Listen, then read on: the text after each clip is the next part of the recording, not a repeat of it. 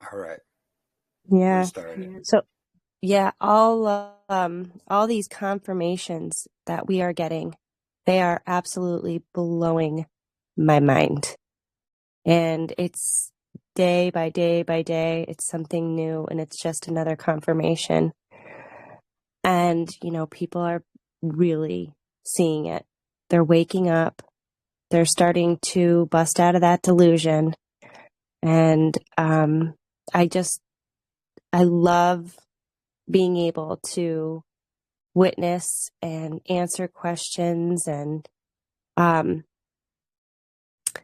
you know, go to the people that are kind of still stuck on that Saturday Sabbath stuff and, you know, ask them, or, even with the moon, I'm sure like everybody who's ever, tried to witness on this calendar, you go to people and you ask them the questions about the moon, where is it in scripture?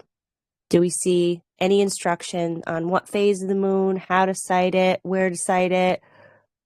Nowhere in scripture. And you just ask somebody about that, and they'll just give you a whole bunch of mistranslated verses, like Psalms 81. And then you give them the correct translation with the Hebrew right next to it, and they completely dodge. And I'm just noticing these tactics that people are using. So you give them the truth, and then all of a sudden, it's no longer about that scripture that was presented. It's about character assassination on me, right? Because they cannot look at what is being presented. They physically can't even look at it. Yeah. Um, and so I'm noticing these tactics that the people are using to try to keep. So you say, okay, well, where is there an example of anyone citing a moon? Like, did Messiah cite a moon? Did any of the apostles cite a moon? And so, you know, I'm just trying to make these people, think and just plant the seeds here and there. And just same thing with this calendar stuff. People are stuck on the Saturday Sabbath thing. It has to be 1 through 7 and it's never broken. Well, scripture does not say that it's never broken. What scripture says is that the sun dictates. In Jubilees 2, the sun dictates how the year begins, how the year begins, how days begin, how months begin. The sun is an indicator for that. And we have those offshoots that the sun does. It's not like we're looking at the sun for this either. We're actually looking at the ground in most cases, or if there was a temple, we would be looking at the temple. Because people just Yeah. want to worship luminaries, and it's not, we can't be doing that. Ezekiel 8, the men in the temple were faced the opposite way, and Yahweh was calling them an abomination, facing the sun, not where they should be looking was the temple, which shows his esteem. But people just want to take that esteem and move it to a bentline day and think nothing of it. Well, we're not moving it. We're keeping the equinox. We're just starting, 3 days later. Well, no, there's no instruction to do so. So, yeah, it really, really, really is a crazy journey, but it is such a rewarding one. All these things that we're learning and the confirmations we're getting, just so amazing. And he's going to keep bringing it all out, because I feel like we just hit the tip of the iceberg with some of the stuff. It's just going to be so clear soon. Amen. Praise Yah. And yeah, that's the thing about this too.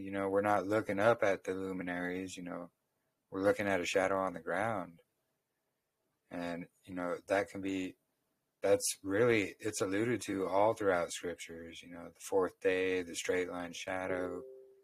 Don't bend what Yahuwah makes straight, so forth and so on. But when they're changing it, when they're following their calendar to fit, a Gregorian man-made week, they're bending that shadow. They're bending what Yahuwah made straight. And that's their flaw, unfortunately.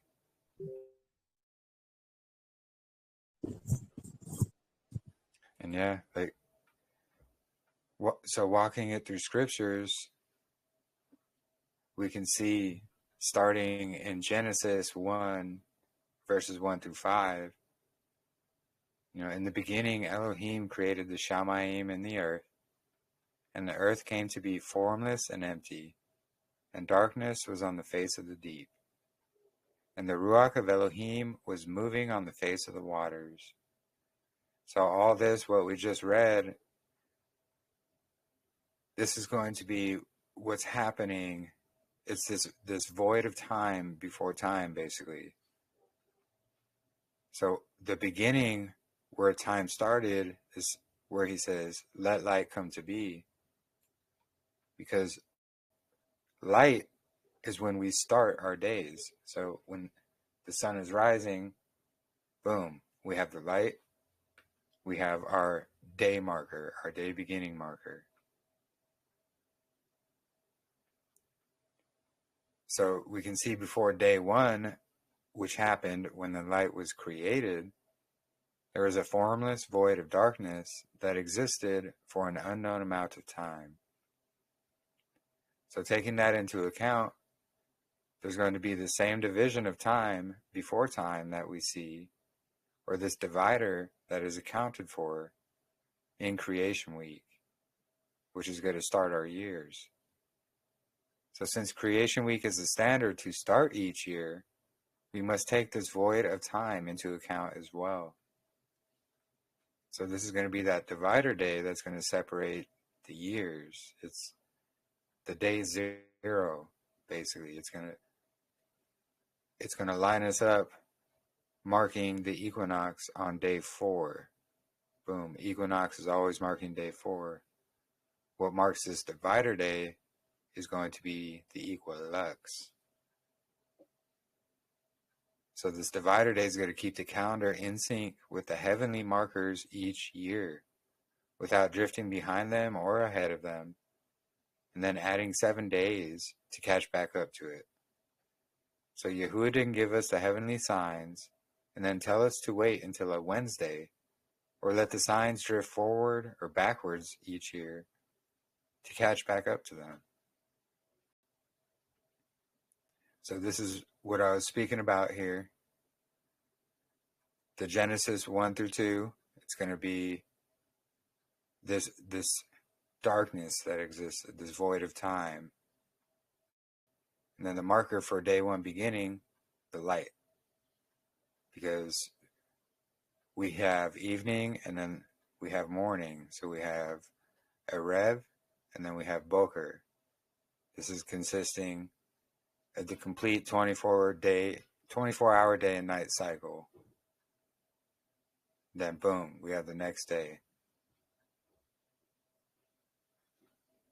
So Enoch 72, 4 through 6 is going to be explaining the 2 portals at the beginning of the year. So there's going to be a portal in the heavens, and then the great 4th portal, which is the 4th gate, which is what's going to start the year. That's how we get the straight line shadow.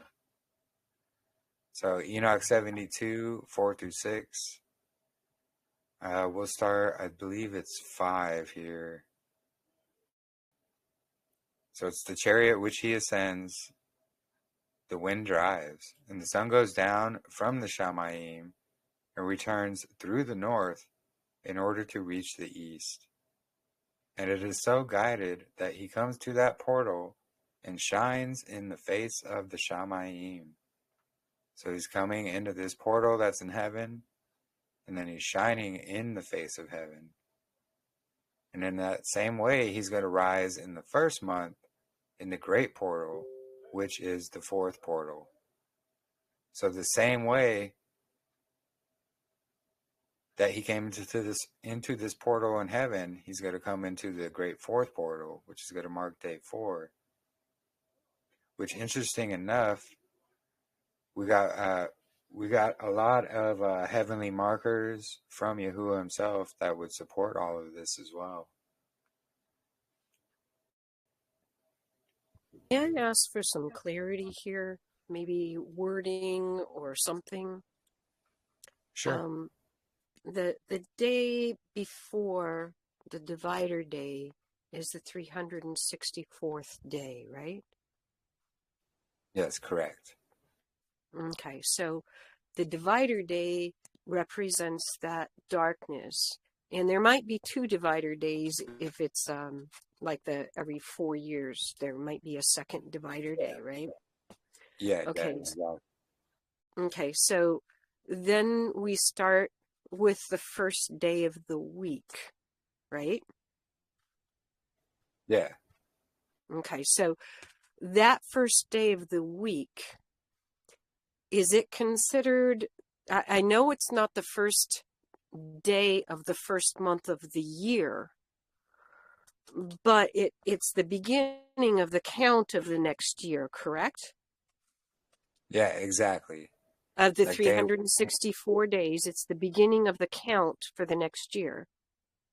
correct. So it's Okay. day 1 of 364. Also day Okay. 1 of the week, yes. Okay, so it's the day 1 of 364 days and day 1 of the week. But the first month of the year starts on the 4th day, 3 days later after the first day of the year. Well, isn't Correct. New Year's supposed to be the equinox? The start of the month, which is the start of the year? So I don't know how we end up getting into this every discussion, but well, it's because it seems like we keep going back and forth, and I don't know if maybe you're not understanding our questions or we're not understanding your answers, but yeah, it does keep coming up. It seems like every week I keep going back and forth on it. Well, it seems like people are starting, may I interject, and then maybe it seems like people are starting their year beginning on when the sun goes into the 4th portal.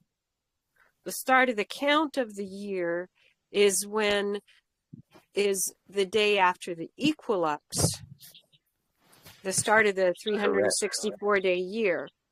So the first month starts after the first week begins, yes?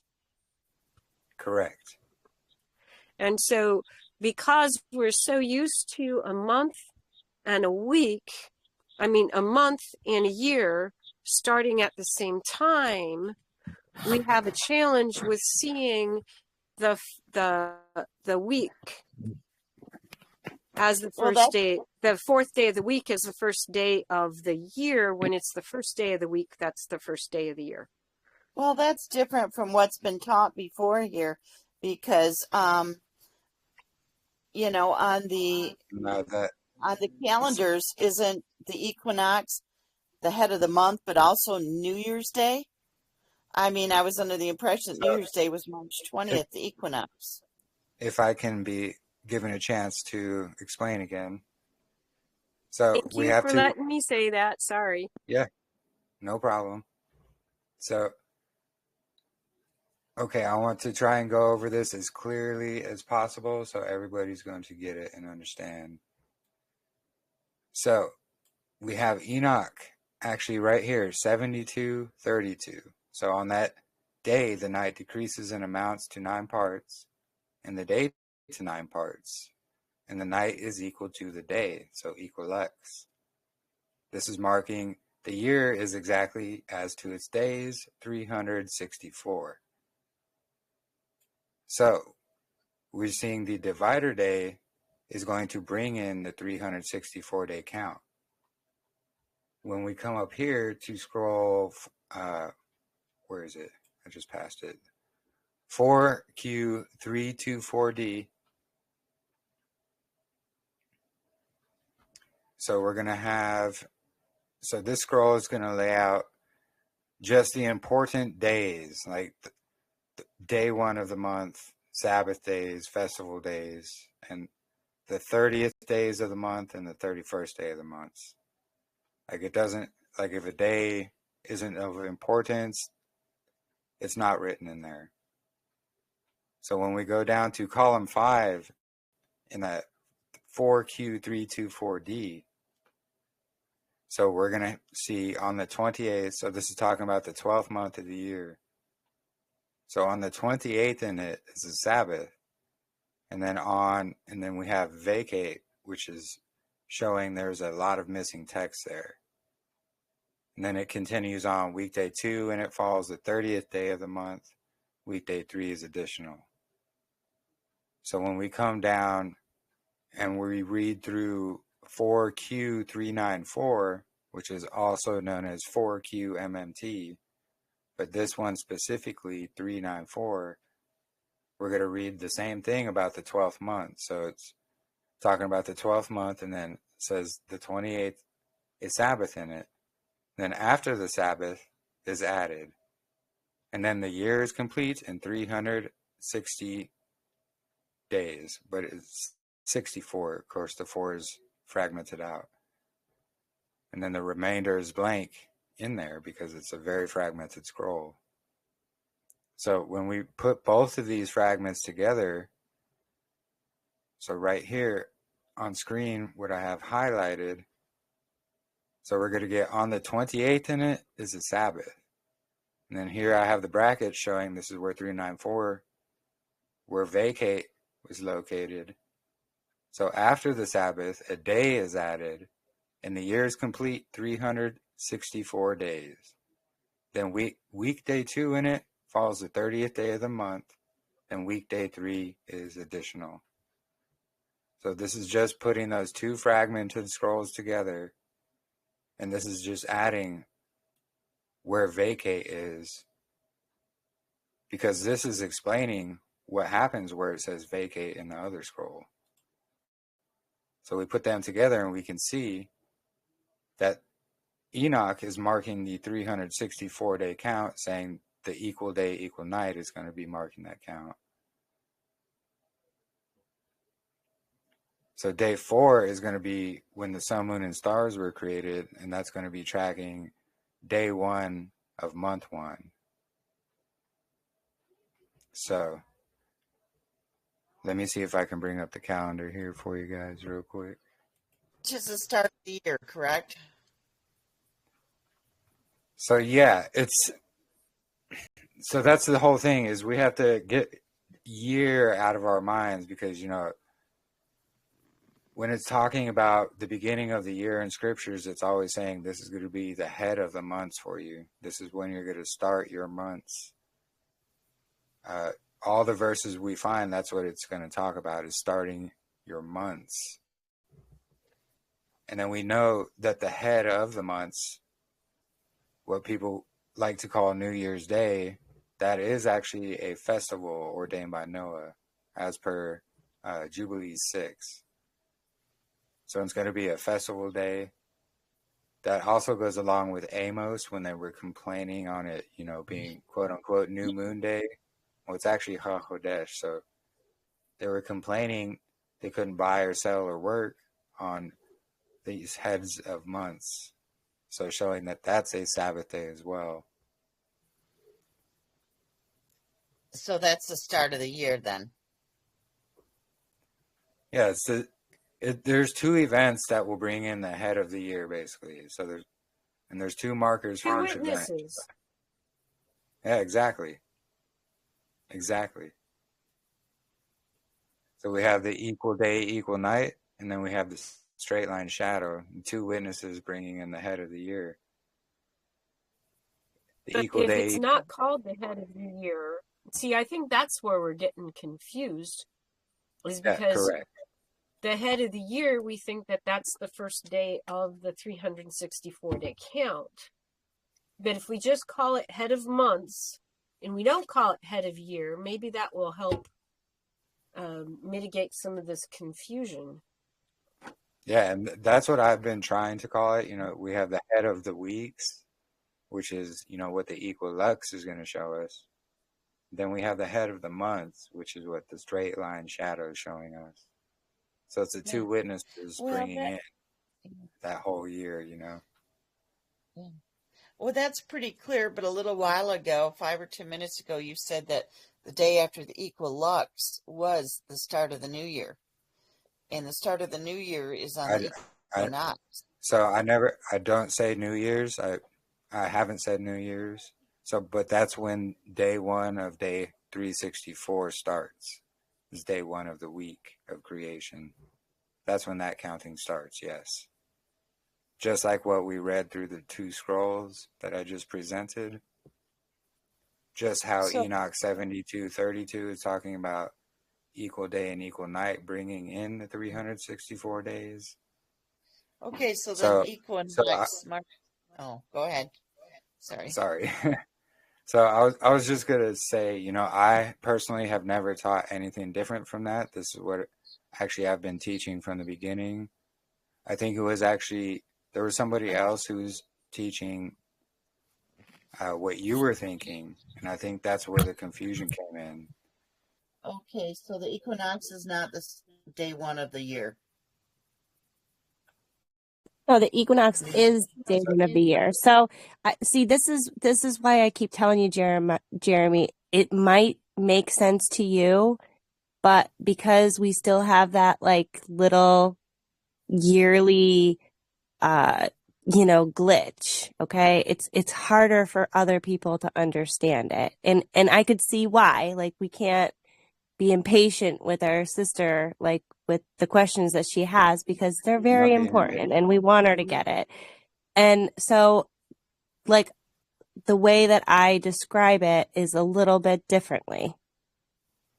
And it's the whole idea is that the creation week is kept by the equilux, which is before day one of that creation week. Just think of it like that. Like, from the beginning, there's a creation week, and this is going to be kept using the equilux, which is the day before the first day of the creation week, and day 4. That's the equinox. So just think of it like that. Like, this week in time, Genesis 1 is kept by the equilux and the equinox.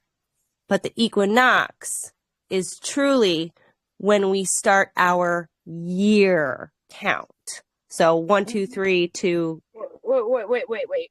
Yeah. That's what I'm saying. Wait, please. If the 364th day, is the day before the equilux, then how do you start your year 4 days later? It's not the 364th day. The 364th day is the day before the equinox. Not, Jeremy, which way is it? So let me go back to the scroll again. 4Q324D, 4Q394. We're going to read it again. This is what I just presented. So to match what Enoch is saying in verse 72:32, which is talking about equal day and equal night. Let me get it up here. We're almost there. Well, that's pretty clear. The creation week starts the next day. That's clear. Yeah, so we have 4Q324D and 4Q394 combined to show us what it's going to read here. So on the 28th of the 12th month is the Sabbath. So the 28th day of the 12th month. Actually, let me get the calendar up so I can show that as well. Yeah, I'm looking at your calendar. And that's what it says. Let's see. That's the 28th day, not the 300. The 28th day of the month, which is now the 364th day of the year. Incorrect, because so can you see what I'm sharing here on screen? So the 28th in it is the Sabbath of the 12th month. Then it says, after the Sabbath, a day is added, and the year is complete in the 364 days, showing this is going to be that The divider separator. day. Yeah, the divider, separator, Enoch 72:32, equal day, equal night, completing 364 days. Then after the 364 days, we get weekday 2 in it, falls the 30th day of the month. Then weekday 3 is additional, meaning that's the 31st day of that 12th month, one of the 4 seasonal intercalated days. Well, I can see why this is being rejected by most people then, because they think the end of the 12th month is going to be the end of the year. I mean, that's what makes sense. And that's what Babylon, that's the thinking Babylon has us in. They've trained us to think, the end of the month count is going to be the end of our year. Well, it makes sense. So we don't celebrate or observe a quote unquote New Year's Day. That's what pagans do, and that's what the world does. We observe the head of the first month, day 1 of month 1, as per Jubilees chapter 6, actually, because Noah ordained it. Noah had ordained these 4 days, or these 4 seasonal months, as a festival, a Sabbath rest, basically. Well, this calendar consists of 12 months with 30-day months with an extra day at the end of each season, correct? So that would be 364 days at the end of those 12 months. So that's why then we're thinking at the end of those 12 months, plus, those extra 4 intercalary days, then it starts another new cycle of 364 days, which we call a year. And I mean, on the calendar you made on the 12th month, it shows on the 28th day of that last month is a Sabbath. The next day is a divider day. And then the 29th, 30th, and 31st days are the end of the month. Of course, that's a creation week. The 4th day of creation week, which is after the 31st day of that last month, is the head of the months, which seems like it's only logical that would be the head of the new year. If the previous year was 364 days. I think that's where the confusion is we don't, just like I just explained as well, we don't see this is the new year for you. We see this is your head of months. So we have a head of weeks and a head of months. We just read in the Dead Sea Scrolls themselves how the 364-day count ends right there on that last Sabbath day. But the monthly count still continues after that from the scrolls themselves. Plus, we have Enoch 72:32, equal day, equal night, the year being completed in 364 days. So the confusion is we want to think, the month's going to end and start the new year. That's what Babylon has us thinking. Well, yes, the head of the months is very important. That's why it's a Sabbath day.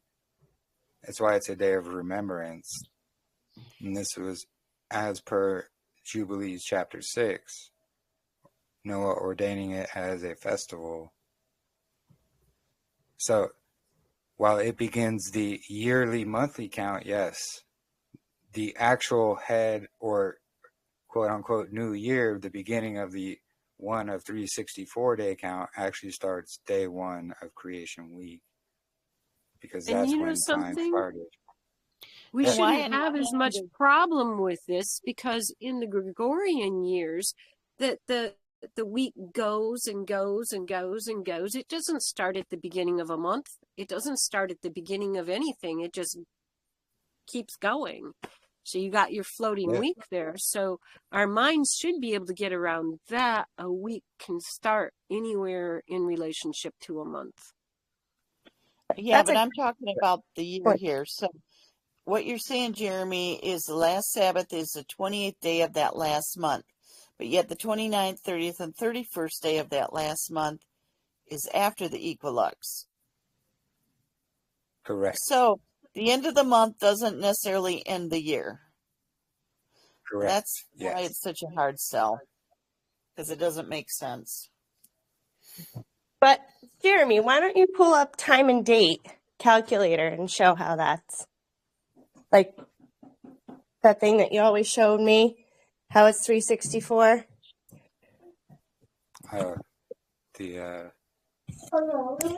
Hold on 1 second. Let me pull it up.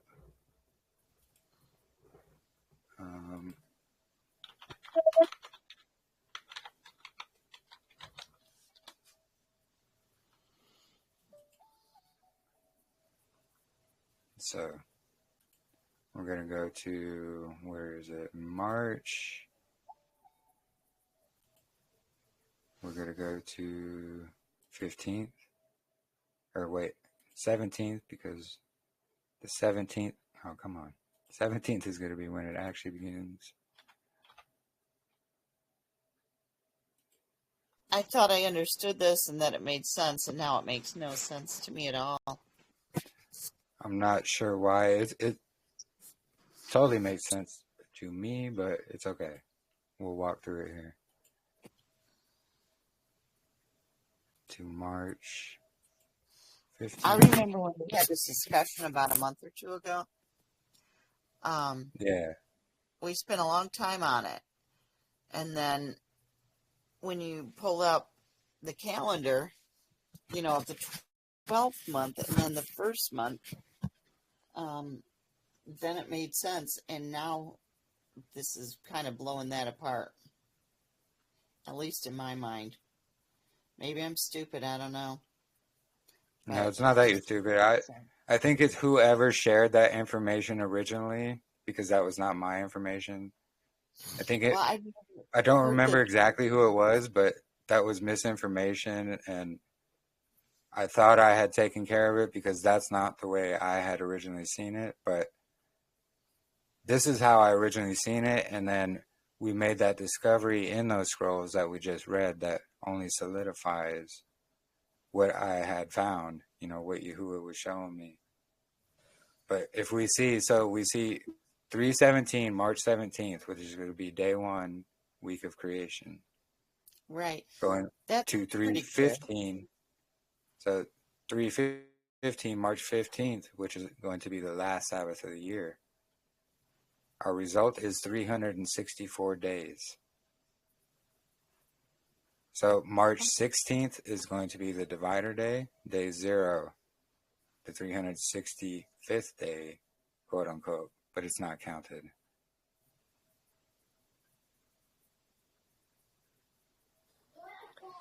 So if the year, oh, go ahead. So sure, we will still get the same count. So if we start from March 20th, actually, let's do it. We'll still get that same 364 day count, but it's not going to line up with Enoch.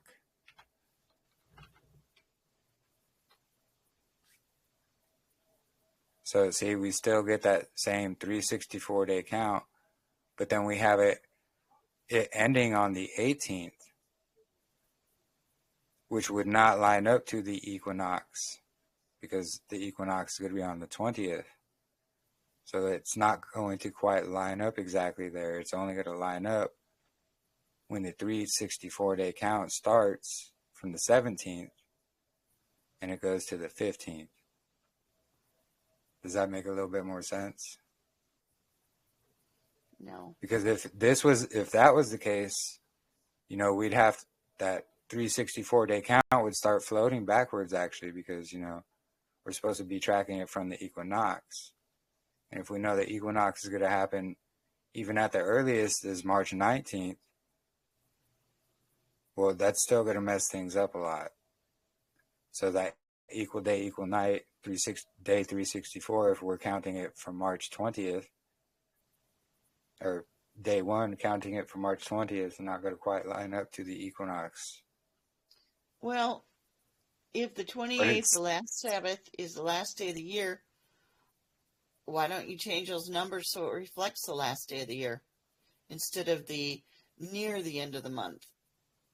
What do you mean? I don't have numbers in there for the 364-day count. Okay, on the calendar, this is your calendar, the Zadok calendar on month 12. The last Sabbath is the 28th day of the month. Yeah. And then the day after the inter-equinox, Well, which is day one of creation, is the 29th day of the month. So it's not the last day of the month. It's going to be that last day of the yearly count, not the monthly count.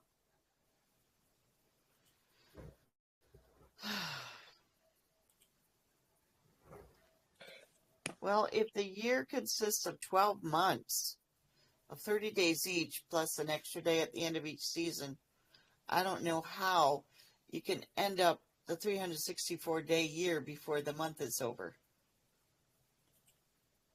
So we just read through the scrolls. I'm not sure what's so confusing about it. So this is not going to be, so that the 28th is not going to be the last day of the month.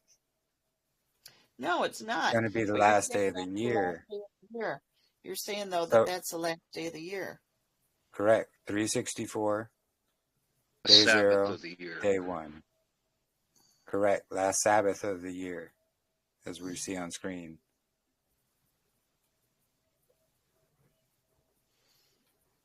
Okay, so then the year is not an equal 12-month, 30-day calendar then? Yeah, it still is. It has 12 months, equal days, all in the 364-day count.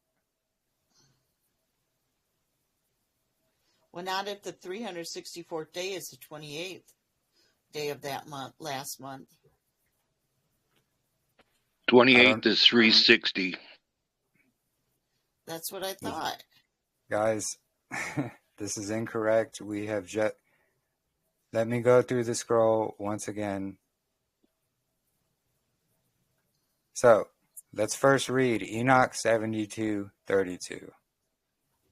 On that day, the night decreases and amounts to 9 parts, and the day to 9 parts, and the night is equal to the day. This part right here, very important. The year is exactly to its days 364. So if we have the equal lux, that's bringing in the 364-day count. That's what per Enoch says right here. We have to have our calendar align with that, which they did in the Dead Sea Scrolls. Let me read it for the third time here. Give me just a moment.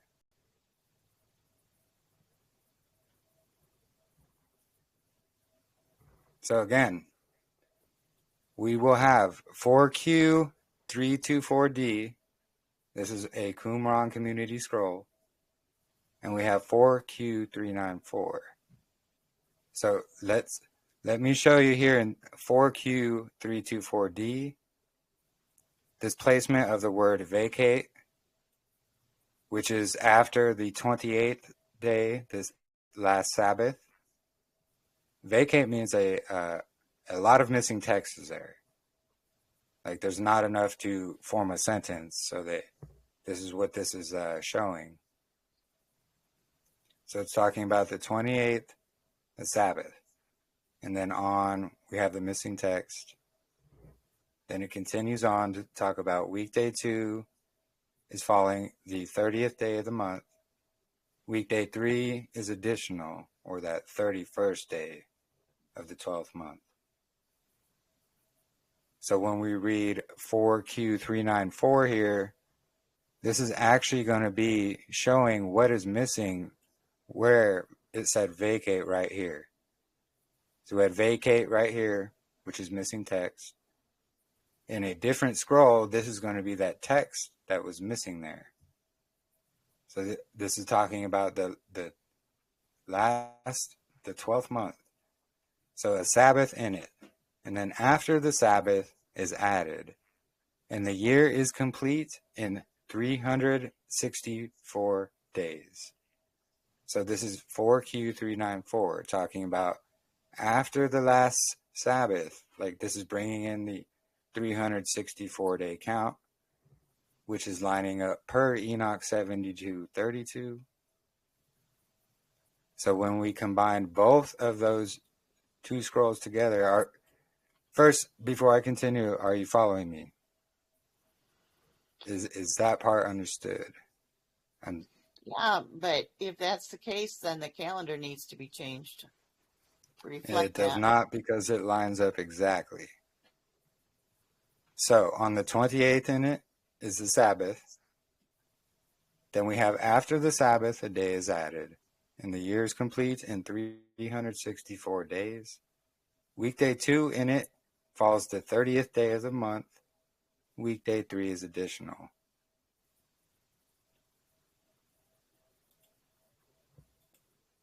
So when we go and look at the calendar again,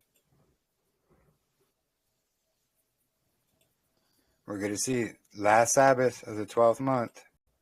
So just to show you, it's the 12th month. 12th month. We have the 28th, last Sabbath of the year. 15th of March. We have the 16th of March, equal day, equal night.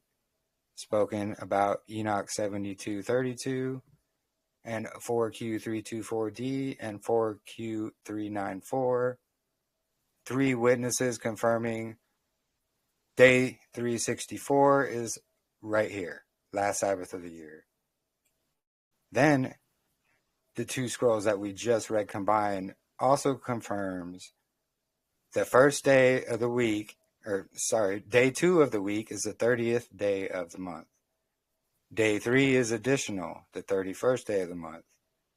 Then we have day 4, head of the months, the spring equinox on the 20th of March. So basically, the months don't add up to the years. Yeah, just like the week isn't going to add up with the head of the months. Like, that's just how it is. That's what we have confirmed through scriptures, the Dead Sea Scrolls, all of these things combined.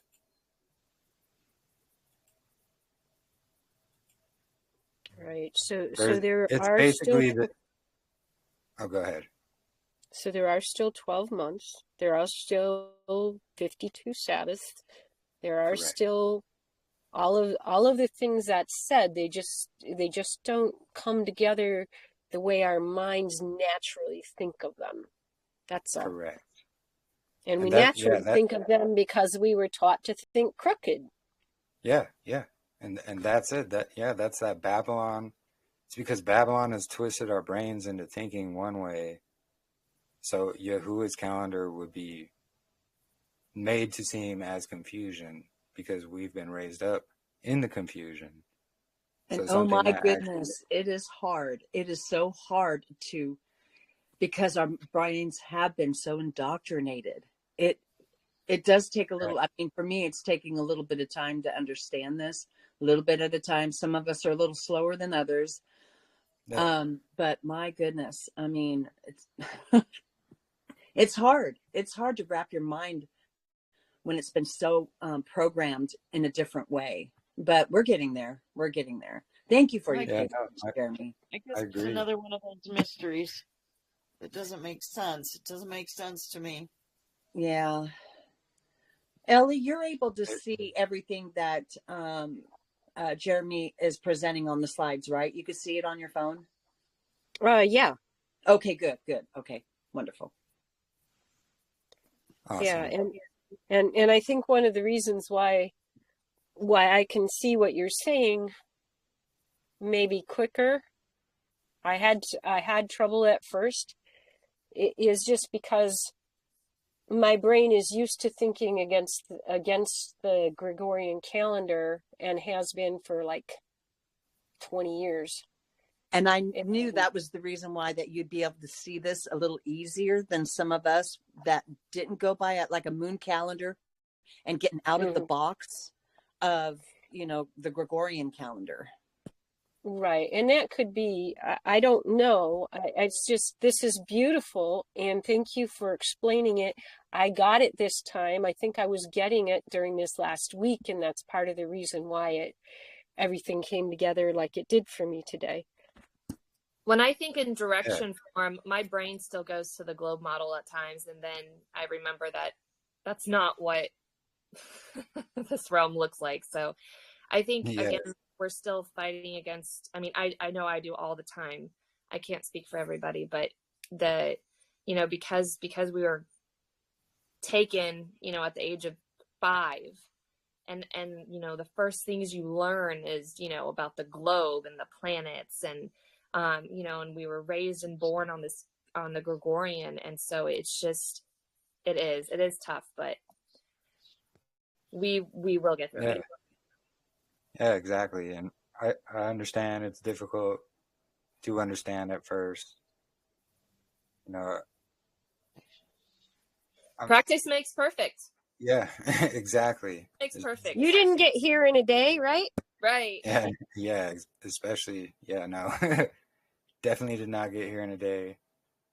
And I get some things can be a bit confusing, and I'm not trying to be rude, or I don't think anyone's trying to fight, but I am trying to explain it in a way that's easily understood. I mean, it makes sense to me.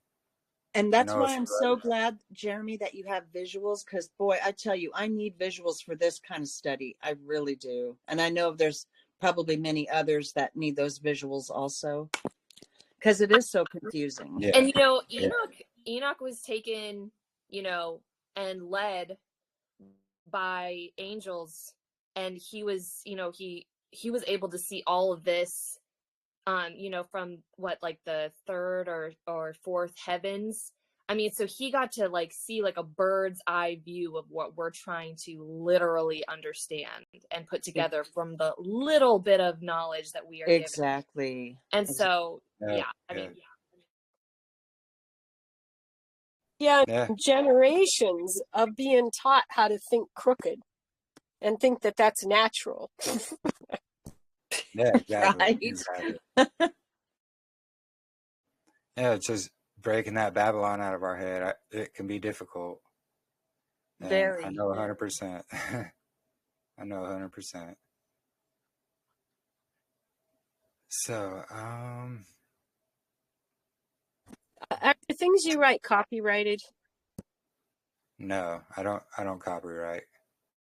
You can't copyright the word. Yeah, exactly. We're given freely, so we're supposed to share it freely.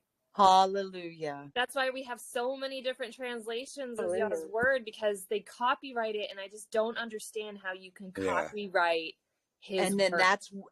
That's how Yah's word gets corrupted. Correct. Oh, but it's real simple. We got to make some money. Yeah. Precisely. That too. Greed is just the love of money. The love of money, unfortunately. Yeah, and it's sad. There's a lot of prominent Torah teachers that they're slapping a price sticker on everything that they have, and it doesn't matter if it's Sabbath or not, they'll sell it to you. So just be very careful. But feel free to share anything here. It's like I said, we're giving it freely, so we share it freely, 100%.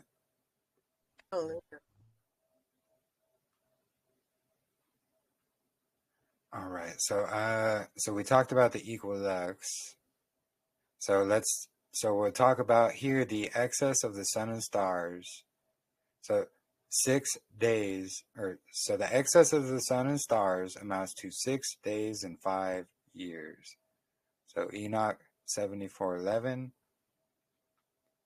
So if we do the math, 6 divided by 5, this is where we get that 1.2. But in the solar cycle, this is where we get the 1.25 days each year. This is how the 365.25 solar cycle You know, they're actually getting that from what Enoch is saying. But this excess of the sun and the stars, it was designed for a purpose, and was to compensate for that division of the time before time that is occurring in creation week. So we're going to use 1 day a year of that 1.25. And then in 4 years, this 0.25 is going to add up to another day. So it's going to be that second divider day, which happens each year. And this is going to be, you know, basically Job's birthday, you know, the leap year, because his birthday fell on the divider day, the second divider day. So when he was born, he doesn't have a birthday every single year, basically. Like his children, you know, they were observing their birthday, and he was having to do sacrifices to atone for, you know, them celebrating their own birthdays. And it's not because he was jealous that, you know, he didn't have a birthday every year. It's just, you know, scriptures doesn't say we should be, you know, celebrating our day of birth. And even Messiah says, you know, our day of death is greater than our day of birth. But here in Job 3, this is going to be 1 through 7. I'm going to read verse 7 here, but it says, "Let darkness seize it, and let it not be included among the days of the year. Let it not come into the number of months." So, you know, Job. So you're talking this, and the difference between that and, you know, some people, they have their birthday every 4 years, you know, if they're born on February 29. So this is just not at all. All right, thank you. Yeah. It's like that same concept, exactly. And then so and here in Genesis 5:23 and 24, you know, all the days of Enoch, there were 365 years, which is pretty amazing. And there's no coincidences. So, and Enoch walked with Elohim, then he was no more, for Elohim took him. Pretty interesting, he took him on that divider day, the 365th day, quote unquote. But as we could see, Enoch walked the earth for 365 years. And then the divider day is, you know, quote unquote, day 365. Although it's not counted in the numbering of days. It's not counted in the numbering of months, and not counted in the numbering of years. And then how can we be sure Enoch is referring to the equilux? And, you know, we've gone over this. Equilux is going to be the exact day where it's equal day and it's equal night. And this information, it's taken right off of timeanddate.com, talking about defining basically what an equilux is, and how on an equinox, it's not going to be quite equal day and equal night. It's going to be a small difference in between the equal day and equal night there. Or, sorry, a small difference between day and night, and it's not going to be equal on the equinox, only the equilux. So I have a question about that. Yeah. Is that because they start the day, they start the length of the day when the rim of the sun starts coming up, and they end the day whenever the last bit of the sun goes all the way down? Correct, because that's actually exactly when the blending of the light and darkness, it starts and ends. So at sunrise, that when we see that sun basically peaking right there, that's when we're going to see, you know, the blue sky and all that stuff. That's when. And so that's the beginning of the, like, for instance, if you had a sundial out there, you'd begin to see the shadow once the sun starts coming over. That's the correct. end of the. Okay. Now, when he called the light day, he said that the sun ruled the day, therefore you start counting the sun as ruling the day when you start seeing it. He gave the sun to rule the day. He didn't give the light to rule the day, correct? Yeah, correct. Okay, so that's how the first hour of the day starts, when the sun starts coming over the horizon, right? Yeah, correct. That's when the actual day begins, and before that, it's the mixture of day and night, and it's called morning and evening. Dawn. Dusk and dawn was the two words. Dusk, yeah. Okay, good. Thank you. So sorry, Jeremy. Oh, go ahead. Last weekend, Ellie, you know James. He was in Columbia last weekend, and he just kind of made more sense to the whole transition of night and day, words that we know as, evening and morning. So when morning goes to day, so on the horizon, as the sun's coming up, you see the mixture of all the beautiful colors, purple and pink and yellow and orange, all the beautiful mixtures of colors, because it's coming up on that horizon. And he said that it's not considered day until you see the fullness of the sun. So the complete circle of the sun that is just right above that horizon line, when you can see the fullness of it, is when it's considered day now. Okay, so they do it wrong then. What? They do it wrong because they start whenever the sun starts peaking over the horizon, correct? And that's how we got the difference between equinox and equilux? So we've discussed, I don't think we've discussed it here, but I've discussed this with Marissa, I believe. So even though they start theirs when, you first see the disc, I believe it's probably going to be about that because, that's when the blending stops. If we're pointing at straws, is it when it's fully risen or halfway or so and so? That there's no sense to point at straws, but what we can see, a couple minutes here, a couple minutes there, it's still going to be the same, 12 hours of day, 12 hours of light, equal lux, equal day and equal night. So when we have 12 hours of day, we're going to have 12 hours of night, no matter what way you count it. The only date that is going to line up with that is March 16th.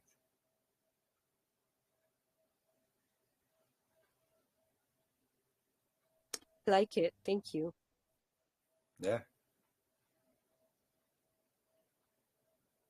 So Jeremy, being there in Arizona, you guys don't do daylight savings time. I just found that out this week. Yeah. No, we don't do. Yeah, no daylight savings time here. It's pretty nice, actually. It's kind of it's not really confusing because everybody else changes time, so like live streams and so forth. They'll actually be like an hour earlier for me.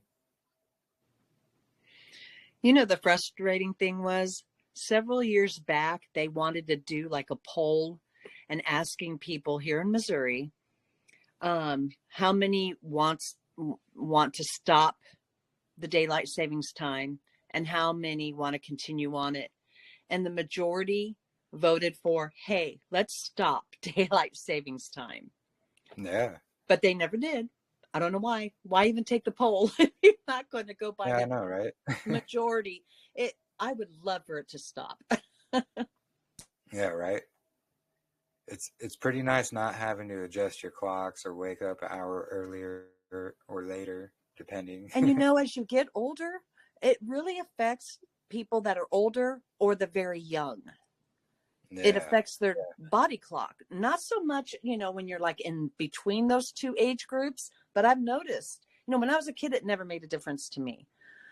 It didn't affect me, my body clock, that is. Well, I mean, no, it didn't. Yeah, it didn't affect it. But I'm telling you, when you get older, it really does. It really does affect you. Yeah, I think they do things like that on purpose, honestly. Well, reality is, whether you feel it or not, it stresses out your system to be adjusting. Yeah. And it takes you several months to adjust. So you just get it adjusted and then it goes back. It stresses out your body. It's pretty amazing. We just feel it more, I think, as we get older. And what I meant when being little, because you have set times when you get up in the morning, you go to bed. So it does affect the small children when it comes to that aspect. But man, when you're teenagers and in your, early adulthood, man, physically, your body clock's really whacked out anyway then. Yeah. Yeah. Yeah, precisely. Yeah, I think they do things like that on purpose to, stress us out. Agree. So yeah. Whoever they are.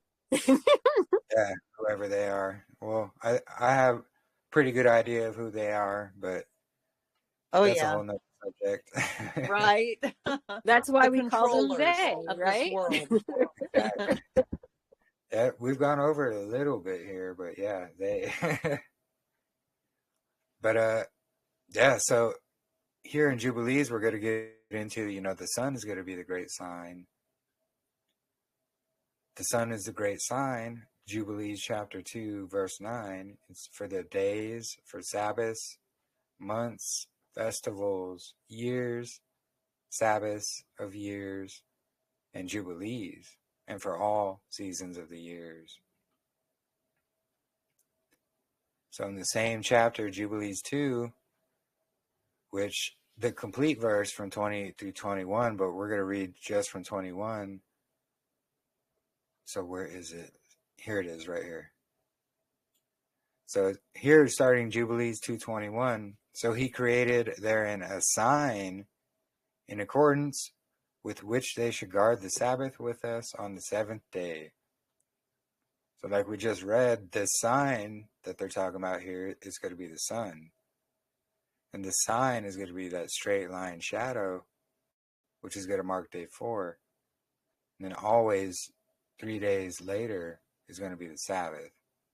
So that's always going to be the markers in heaven that we're going to see to know when the Sabbath day is going to be. So here I'm just explaining, that's going to be the spring equinox and so forth. Here in Lamentations 2:6, he's demolished his booth like a garden. He's destroyed his place of meeting. And Yahuwah has made the appointed times and the Sabbaths to be forgotten in Zion. And he despises sovereigns and priests in his raging displeasure. So this is Lamentations 2:6. It's showing us the Sabbath day was indeed lost. Which is also showing, if it was the continual 7-day cycle without having, a reset, how can it be lost? And then, of course, we have 4Q320 talking about the sun rising, shining on the celestial equator at dawn. Talking about as night is becoming morning. This is what is marking day 4. We also have 4Q324D to show Tekufa day 4, marking the equinox. The straight line method. It's only going to be that straight line on the equinox. And then we have Enoch 74:12, the sun and the stars bringing in the years exactly. Not only, so again, we're going to have some versions and translations that are going to say they completely remove sun and stars. They take these two out of the equation and they insert just moon. And it would say the moon brings in all the years exactly. The problem with that is, you see where it says plural they, after saying the sun and stars bring out all the years exactly so that they do not advance or delay. Well, that plural they is still there when it's just the singular word moon up here, because they remove sun and stars.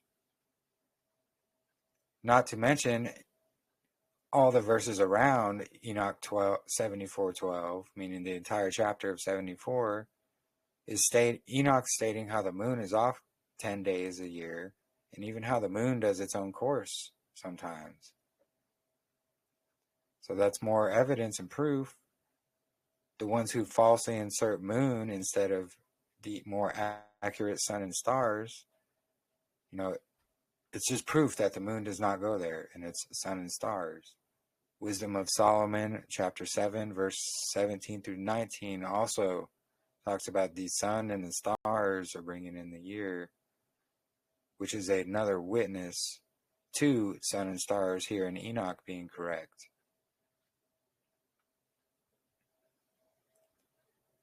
These are going to be all the verses that are specifically alluding to the straight line shadow.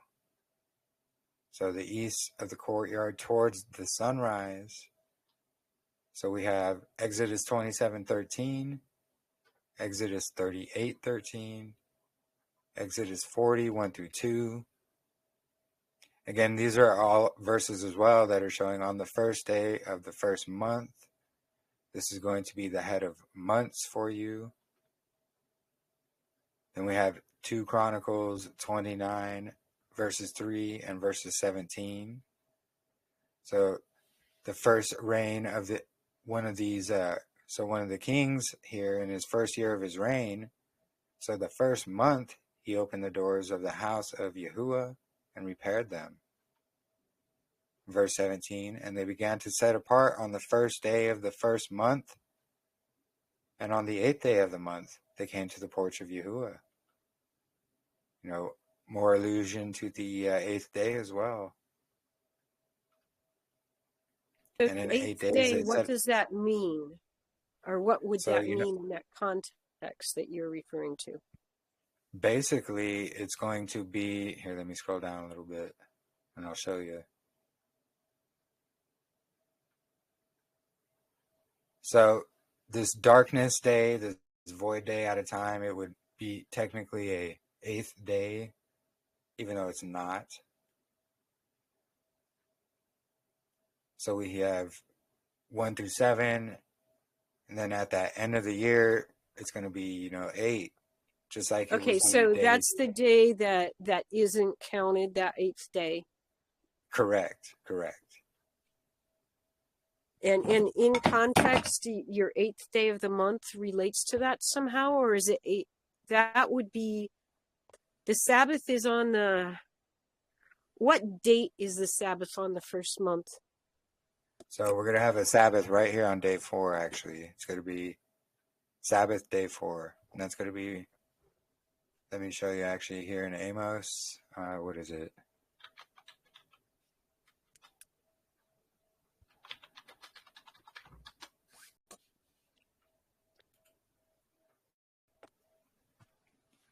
So, get rid of that. So this is when they're going to be complaining, about the Sabbaths, basically. Mm-hmm. So here we say, when will the new moon be over so that we may sell grain? And that new moon, you said, is HaKodesh. That's the head of the month, right? That's no new moon there. So when we scroll down, we're to see... Where is it? And the Kodesh is always on the 1st, 4th, 7th, and 10th? Correct. So we see the word for new moon, HaKodesh.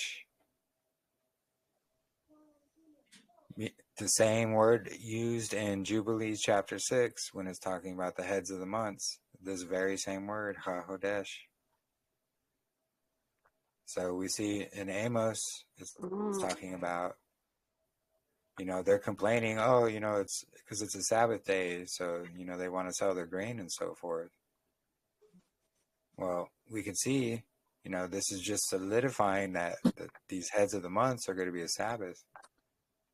Okay, so HaChodesh is always a Sabbath day on the 1st, 4th, 7th, and okay. Correct. Thank you. And there's So actually basically like the head of the seasons, not necessarily each month, but seasons, the head of the season of the month. Yeah, so there's going to be 4 seasonal months, and they're all going to start on day 4 actually. So every 4th month is going to be just like the first month. It's going to be starting on day 4. 3 days later is the Sabbath. And that's what this is, HaChodesh is referring to. These 4 seasonal months that are going to occur. They're basically the repeat of month 1, just for each season. And in the second month, you're going to have 5 Sabbaths. In that second biblical month. It's going to be the 2nd, 9th, 16th, 23rd, and 30th. Correct. The second month is 5 Sabbaths? It does. Okay, say that again, please. What are they? So in the second, it's going to be the second. The 2nd, 9th, 16th, 23rd, and 30th. So those aren't Gregorian dates there. That's by Yah's calendar. That's the 2 months, right? Okay. Yeah, that's the second month. And then the third month, Sabbaths are going to be on the 7th, 14th, 21st, and 28th. And then that's the end of, that's the last Sabbath of that season. And then it'll restart basically like creation week with Sabbath being on the 4th of the 4th month. This is so cool. That pattern is really cool. I was telling somebody several months ago, it is so simple and elegant, you know, it's just like, and he says, yeah, but that doesn't mean it's true. And I'm like, well, yeah, I gotta. Yeah. I mean, test everything to his words. And, you know, that's what we've been doing here. And we see that in Amos, which is just, you know, verifying and validifying Jubilees chapter 6, where Noah ordained these HaChodesh as festivals. And so we can see Amos referring to these HaChodesh as a Sabbath day because they were complaining. Just some pretty deep connections. It's really amazing. And then, so just some more verses, you know, seeing. Wait. The second month? No, that wouldn't work. Are there like long weekends? With the seasonal days, any time where there's Sabbath and it isn't. It doesn't work that way with that one. Okay, never mind. Yeah, no. Yeah, there are.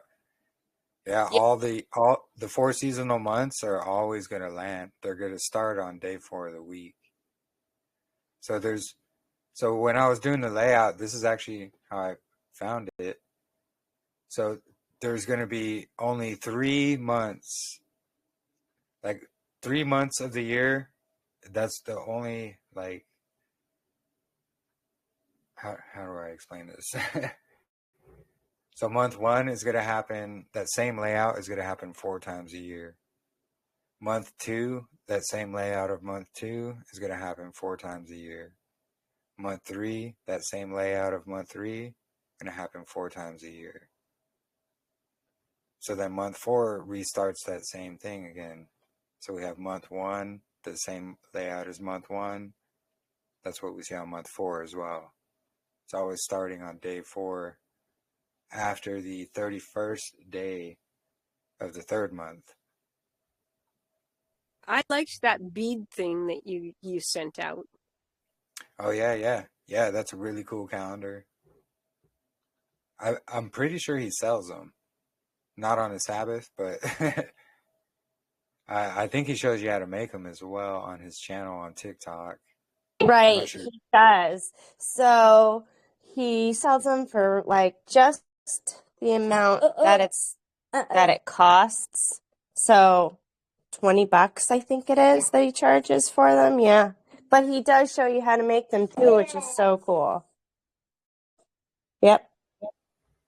I could maybe download that video and re-upload it to the Telegram. I'll have to find it though. Yeah, that'd be cool. Yeah. Yeah, that would be.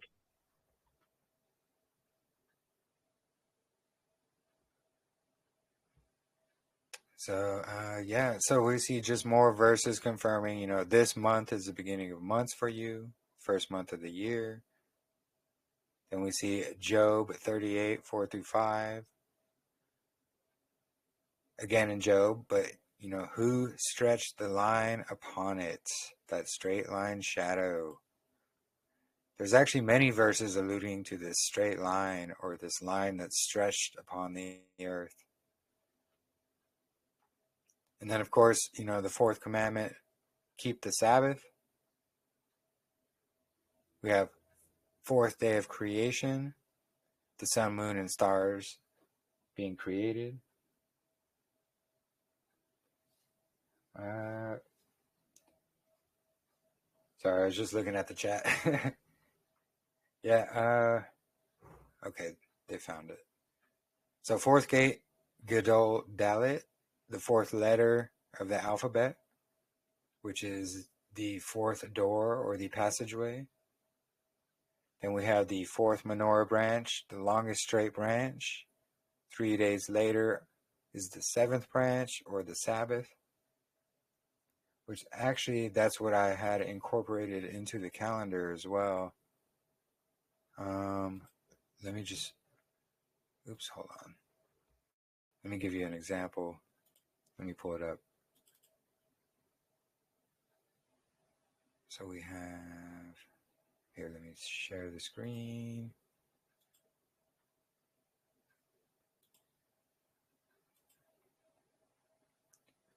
Okay, so basically I put the menorah in here to show the weeks, and then we Could see, you make it bigger? Yeah. Thank you. And it's actually really cool, the menorah method, because, you know, we see that day 4, the fourth branch of the menorah, is the longest, straightest branch, the one perfectly straight going down. But we also see, you know, the bent line shadow. So this is actually exactly how it works, like when you're tracking the equinox. So before the equinox, the straight line shadow, you know, the shadows are going to bend this way. Then we have straight line. And after it, the shadows are going to bend the other way, which is actually really amazing. Just showing some more depth in there, you know. But yeah, we have that fourth branch of the menorah marking day 4. Then 1, 2, 3 branches later, we're going to have this seventh day Sabbath.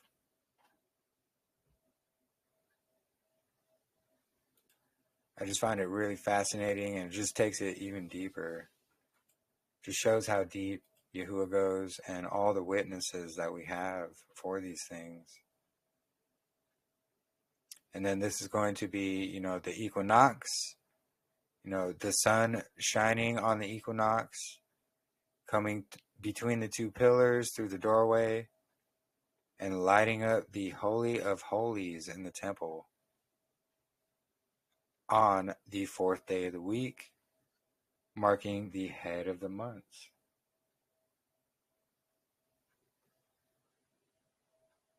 I just think it's an amazing picture of that, you know, of what it depicts. Hallelujah. And this same depiction we're going to see here in Ezekiel 43, 1 through 5. We've gone over this a lot, but, you know, we see his esteem coming through the gate facing east. The esteem of Yahuwah coming from the east. You know, where is it? It's right here. The esteem. So he took him into the inner courtyard, and see the esteem of Yahuwah filled the house. You know, boom. This is what Ezekiel is talking about right here. that esteem of Yahuwah, because Yahuwah is light.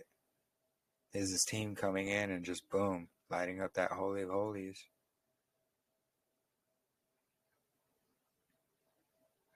And then, James 1:16-17, again, more references to no change or turning or shifting of the shadow. Again, that straight line shadow, it only happens on the equinoxes. And this can be, you don't need a fancy sundial or anything.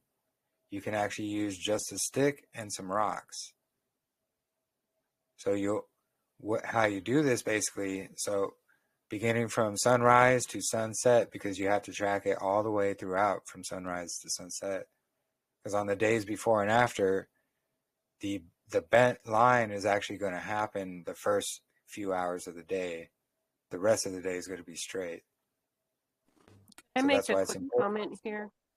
Yeah, go ahead. In the middle there, shadow throughout the day, the sun's shadow, there should be an apostrophe between the N and the S for suns, because it's a shadow that belongs to the sun. Yep, you are correct. Yeah, I'm going to have to go and edit that. Actually, can I edit it now? Might be easier.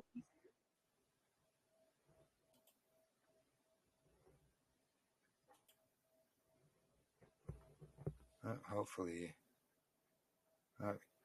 Yeah, it's going to take us all the way to the top. Sorry, I shouldn't have said anything. No, it's okay. Yeah, I wanted to. Oh, that's a good find. Good. Yeah. So, where was that? Down more.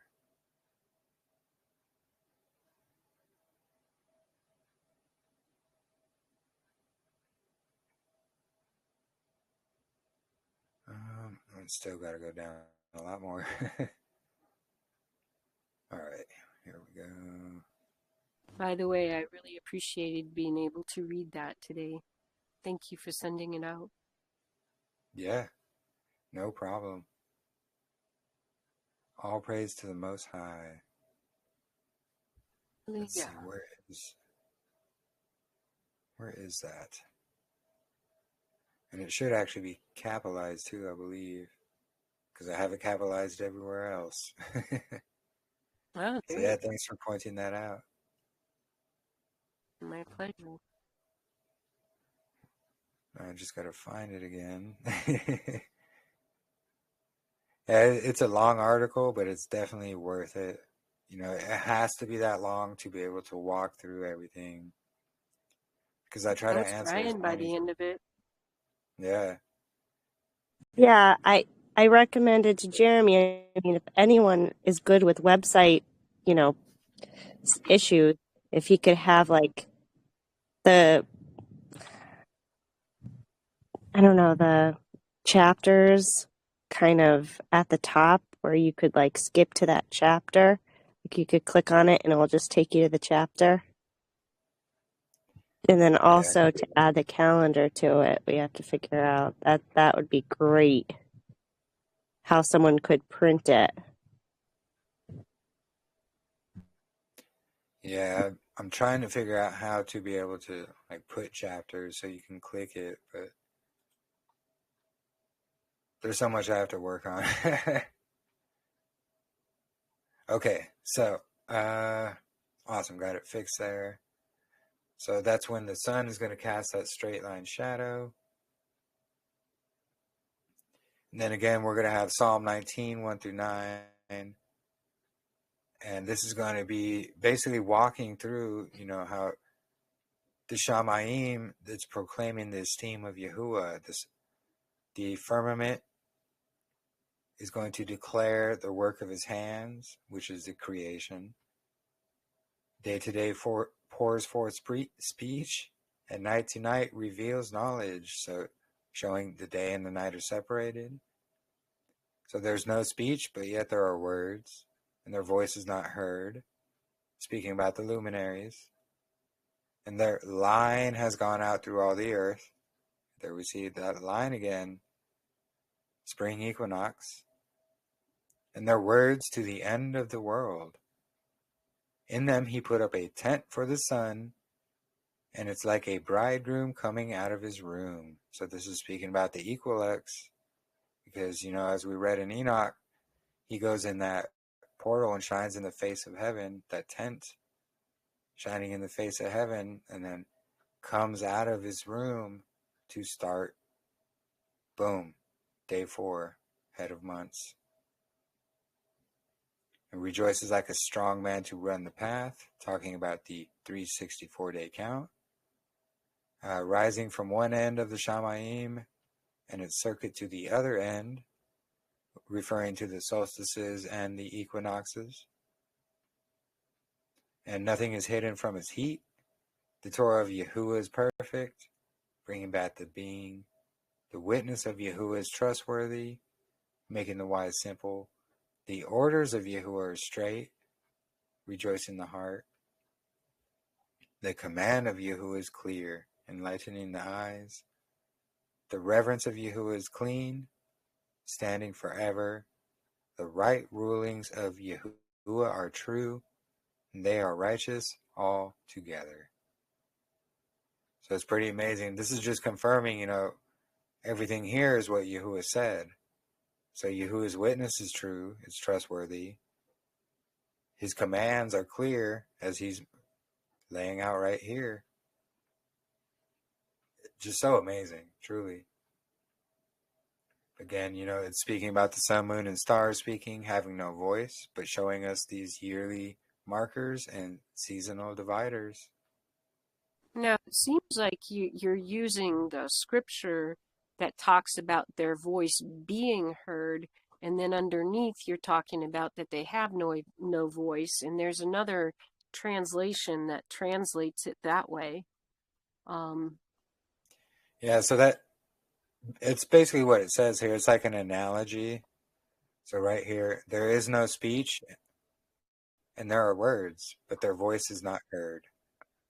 So I just took that right out of the passage. Okay, good. My brain is doing KJV. Yeah, no worries. But yeah, so they're speaking, but their speaking is not their voice, but it's their signs, basically like how someone would use sign language to communicate to someone who's deaf, because speaking, you're not going to communicate to them. Right, and we haven't understood the language all these years, right? And now he's giving us the key to understand it. Correct. So that's like Yahuwah's sign language, basically. Wouldn't it also be like actions speak louder than words? Yeah, that too. Yeah, that's how scriptures works. It goes super deep like that. Yeah, more than one meaning or interpretation. And I think that's where a lot of confusion can come from as well, because there can be more than one interpretation like that. But they all basically mean the same thing. So the astrologers of old time assigned different meanings to what our Abba put in place. Precisely. And that's where all the confusion comes from. And from Babel. They ingrain that into our head, so we grow up in the confusion. So we think confusion makes sense. But then when it comes to Yahuwah's stuff, that's exactly why they did it, to hide Yahuwah's stuff and make Yahuwah's stuff seem confusing when it's actually really the opposite. And then again, we're going to see here Wisdom of Solomon, chapter 7, verse 17 through 19. This is going to be talking about how the calendar is determined by the movements of the sun and the stars, which is going to solidify the sun and the stars, bringing in the years, as we showed earlier there in Enoch.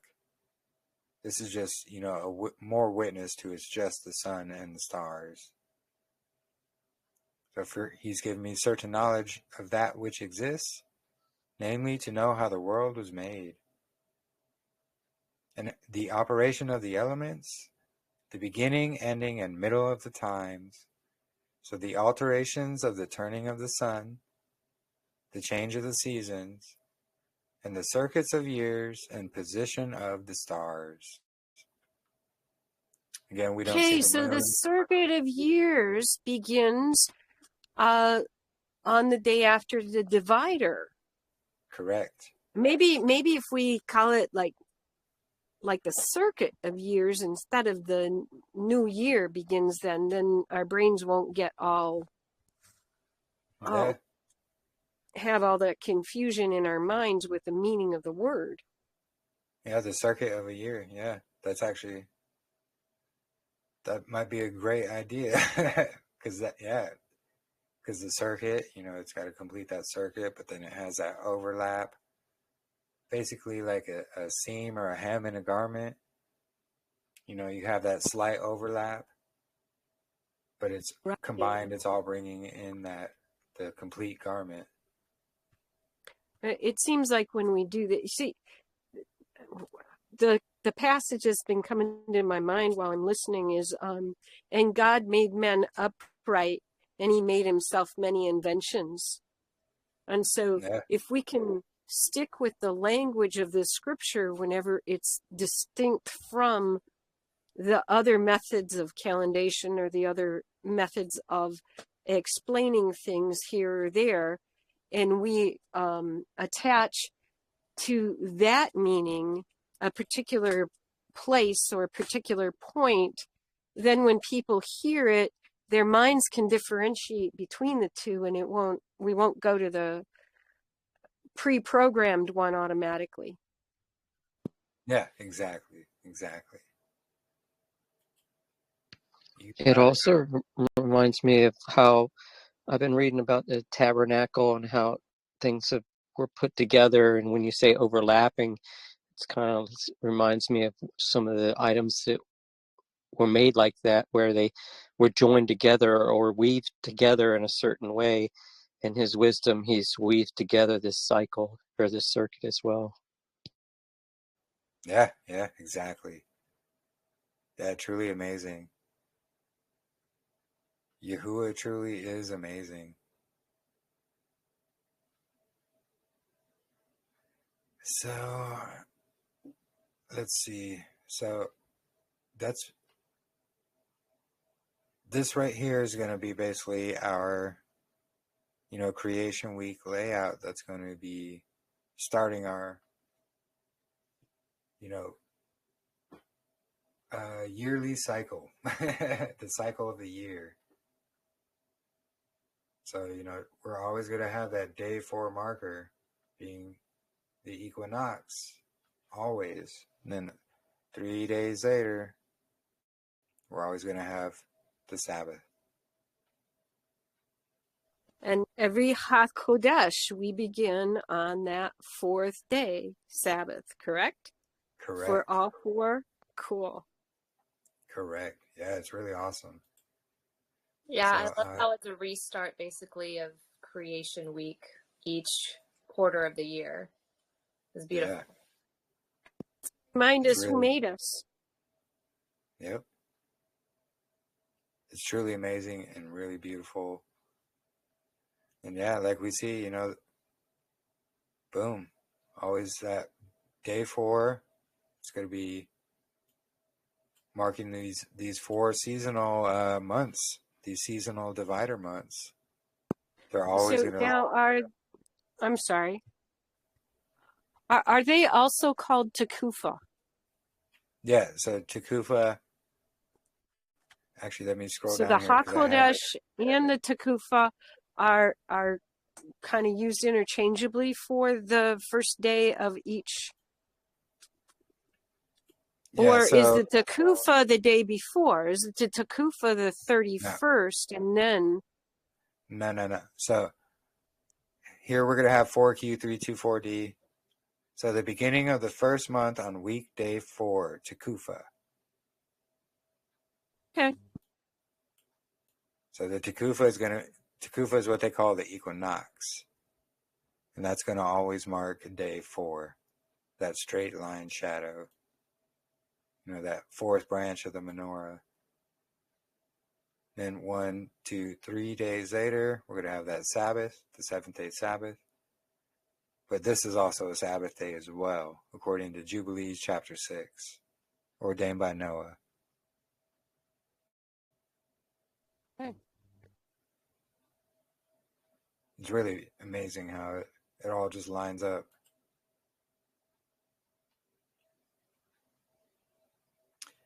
And then, so I did share the article. Weeks later, we started unleavened bread. Cool. Correct. Yeah, amazing. Here, for those just joining, let me share the article link in the Telegram group here. It's just an article I had written and compiled and put together here. It's what we're reading from right now, but I walk through the scriptures and history of the Qumran community, proving out the sons of Zadok in the calendar.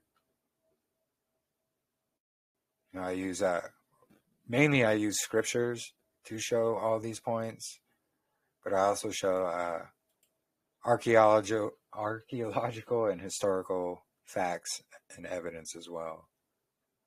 And a lot of times it's right out of the usurper's mouth themselves. And they fully admit to all of this while just hiding that they have fully admitted to it in an attempt to discredit the Dead Sea Scrolls. But I did want to, so we talked a lot about the temple, its true location, how the what they call the Temple Mount today is actually the Roman Fort Antonia. I wanted to go and show you some of Leland Jones's videos where he goes into actual tours and shows these things. And he goes to these sites himself, showing really the Wailing Wall is the Fort Antonia. And you could tell because it has these, like castles when they have those archer slits, basically, so they're able to fire out, but arrows really can't go in. That the wall there has these very same slits, proving it's a Roman fort. He goes in a lot of detail about that. He actually goes into the underground tour and shows where they have this hidden synagogue, which actually I forgot to bring that. I'll just bring it up as we go. But so there actually will probably be 3 videos I'll show here. Basically walking through all of that. Do you have the verse in chapter 6 in Jubilees about the first day being Shabbat? Yeah, let me pull it up actually. I would like to mark that. Sorry to interrupt. Yeah, no worries, no problem. Let's see.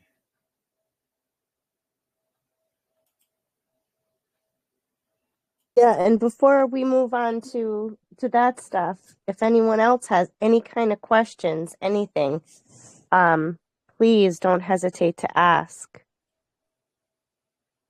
Yeah. Or if anyone found anything or would like to present any scriptures, we are a body, and some people have certain gifts and abilities. Like Marissa could really crunch through numbers, and she's really finding a lot of stuff. If we could even go into that before we get into the other stuff now, Jeremy, that would be cool. I would like to say this. Yeah. I am really thankful that Jeremy's willing to go over and over things, and that he even is gracious when we interrupt him. Yes. That's patience is a virtue. He's had practice with me. I had to have things repeated about a dozen times each, so Right. he's had a lot of patience. Excellent. That's one of the fruit of the spirit he's developing in his children. Mm-hmm. Yeah, man. So let's find the verse here.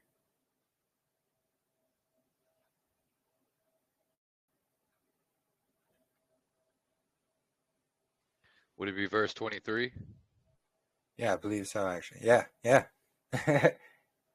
And so, of course, here it's going to say new moon. That's that same word, ha-hodesh, actually, which is talking about the head of the months. Yeah, So he's thank you, talking brother. about, on the head of the first, the fourth, 7th, 10th months are the days of remembrance. And these are written and ordained as a witness forever. And Noah ordained them for himself as festivals for the generations forever. So they have become thereby a memorial to him. And then it goes on to describe what exactly happened on each of these 4 heads of the different months, the seasonal months. Oh, so this way we'll remember that Father has done this before. He's brought judgment before, however that worked out one way or the other. And he will do it again, only fire next time, as I understand it. Exactly.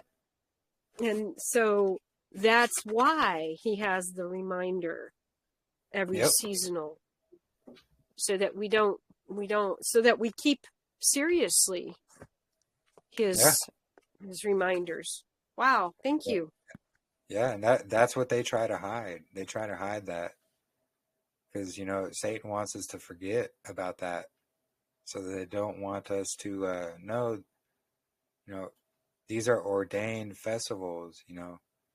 Right here, verse 28, and on account of he ordained them for himself as festivals, for a memorial forever, and thus they are ordained. So this is showing, and thus they are ordained, meaning Yahuwah ordained them.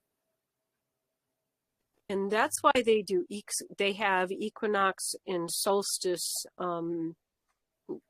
celebrations, even if they're a little different than a little off from this calendar. They have them because Satan wants to be worshipped. Wow.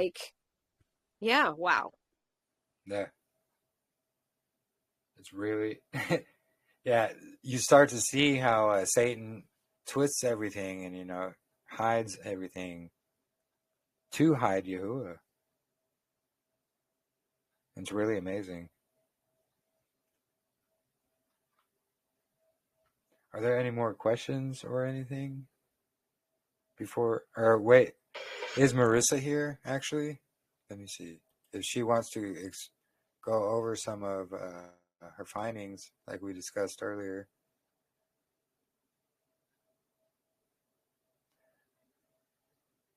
I see she's in here. I don't. Oops. Yep, 1 second. Okay, no worries. I like how it says on the first of the first month that they exited the ark. Yeah. Okay, I'm ready. Awesome. Here, let me get. Can you just put that picture up on the screen, Jeremy, and I'll just explain it? Yeah, let me find it here.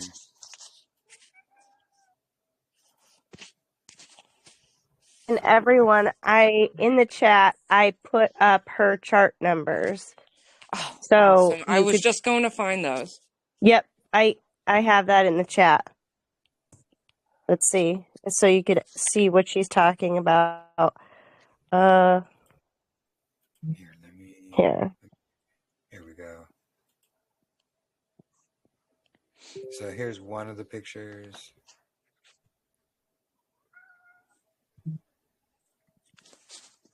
If I zoom in any farther, I don't know if you'll be able to see all of it. It hasn't switched for me yet. I still see Enoch 72 on there. No, I see it. It should be switched. It's showing me Yeah. that it is. It looks like a bowling pin, kind of. Yeah, yeah. Let me see if I can zoom in a bit more.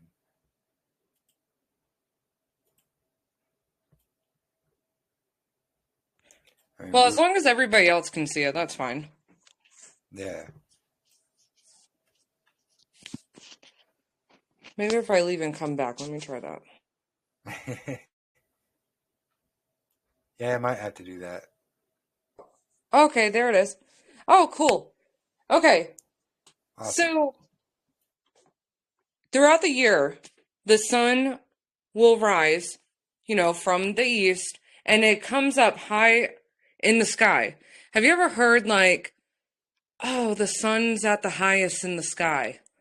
Well, that's at solar noon, when it's going to be the highest it's going to be for that day in the sky. And so, throughout the year, the highest in the sky it'll go, its altitude will be 82 degrees. And we see that altitude happen around the summer solstice. And so in that chart that Katrina shared, you'll see, I believe it's 6:14 is when it moves to that 82 degrees position at solar noon. And that's interesting because I believe that is I believe that's the last Sabbath or the day before the last Sabbath of that week. So it moves to 82 degrees and then it'll start getting lower and lower and lower and lower in the sky. All the way to when you get around the winter solstice, it'll go as low as 34 degrees. So 34 degrees altitude is the highest it'll be in the sky at the winter solstice. So actually, if you think about it now, I live on a flat earth, and hopefully everybody else here does as well, to understand this concept. But so in the winter, the sun is actually traveling lower than it is in the summertime. So I like to think about that. Like, why is it that the sun is so hot in the summer? Well, think of it like a flashlight. Now, if you turn on a flashlight and you had it pointed on the ground, it's going to be more pointed when it's like narrower, so to say. So it'll be hotter at the hotter point. I don't think that that's going to portray right. Okay. So anyways, so I recorded all these numbers, and when I took 82 and I subtracted 34, so the highest and the lowest in the sky, the difference between those degrees is 48. Okay, so the middle number is going to be the midpoint. All right, so when you're looking at that picture of the analemma, Jeremy, I like that angled one where it shows the horizon. Do you have that one? That picture? What does the term analemma mean? It's like the name of this sign, this like infinity looking sign. That's called the sun's analemma. So it's altitude at solar noon throughout the year.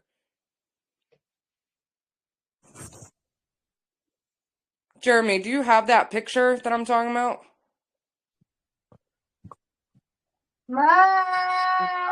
Sorry. And just oh.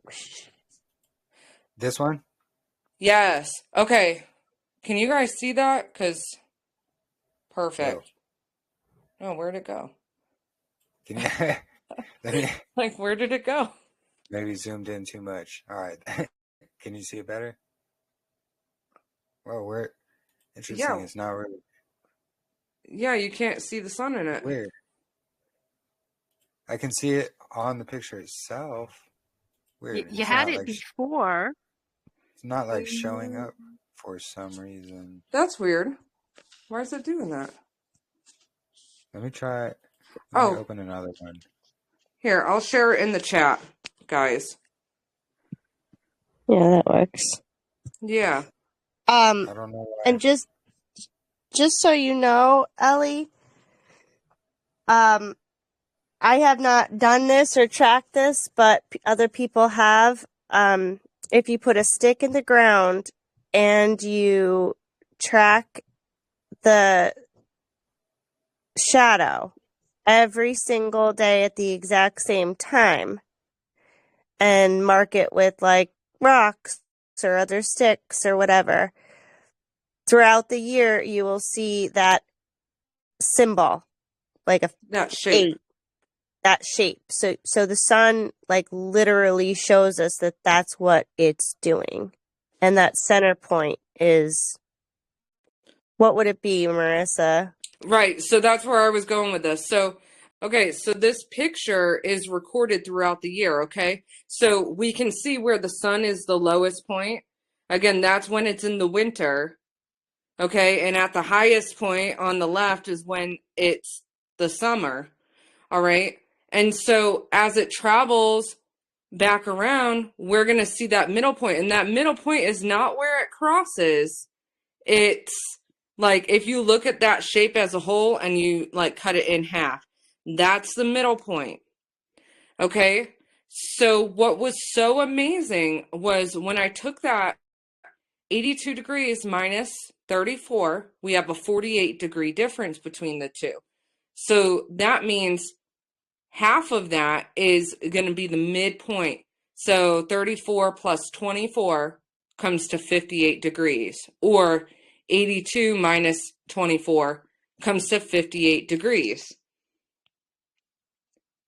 And that 58 degrees is the altitude of the sun at the equinox.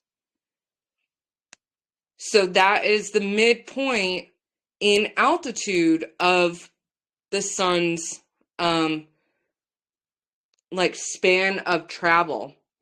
So the year begins right there at the equinox, because that's the midpoint, and then it's going to travel and get higher and higher and higher until the summer solstice, and then it'll come and start going lower and lower till the fall equinox at that 58 degrees, and then it'll keep going lower and lower and lower until the winter solstice, and then it'll come back higher and higher and higher until the fall equinox.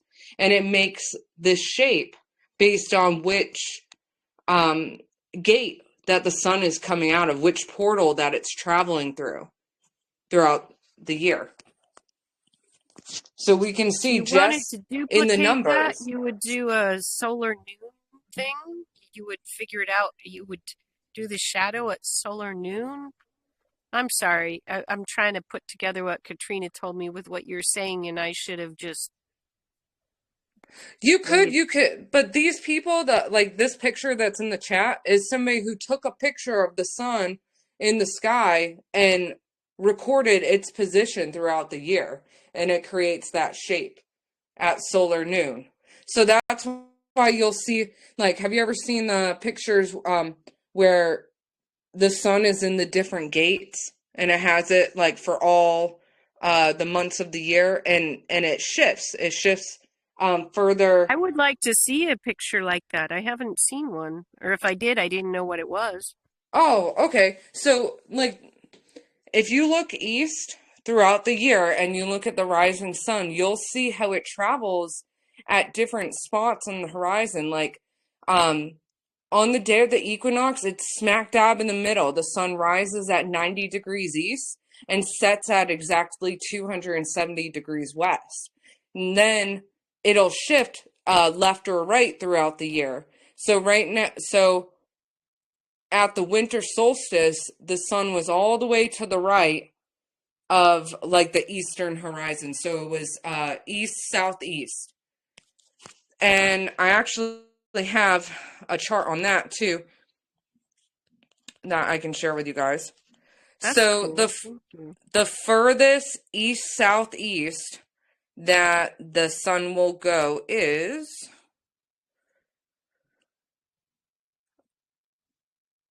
117 degrees. So if you think of like a protractor, okay, of a circle, the furthest east it'll rise is 117 degrees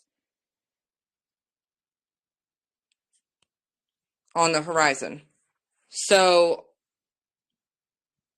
it'll be all the way to the right on the winter solstice, and then it starts traveling back towards the middle, and then the equinox happens, and then it'll travel towards the left. All the way the furthest left is when the summer solstice happens, and then it'll travel back to the middle. So if you're just looking east at the sun and the location it rises at, you'll see it either in the middle or all the way to the right or all the way to the left. And so that's why it makes that shape of the analemma, because you'll see the sun in different locations throughout the year of where it's going to rise and where it's going to set.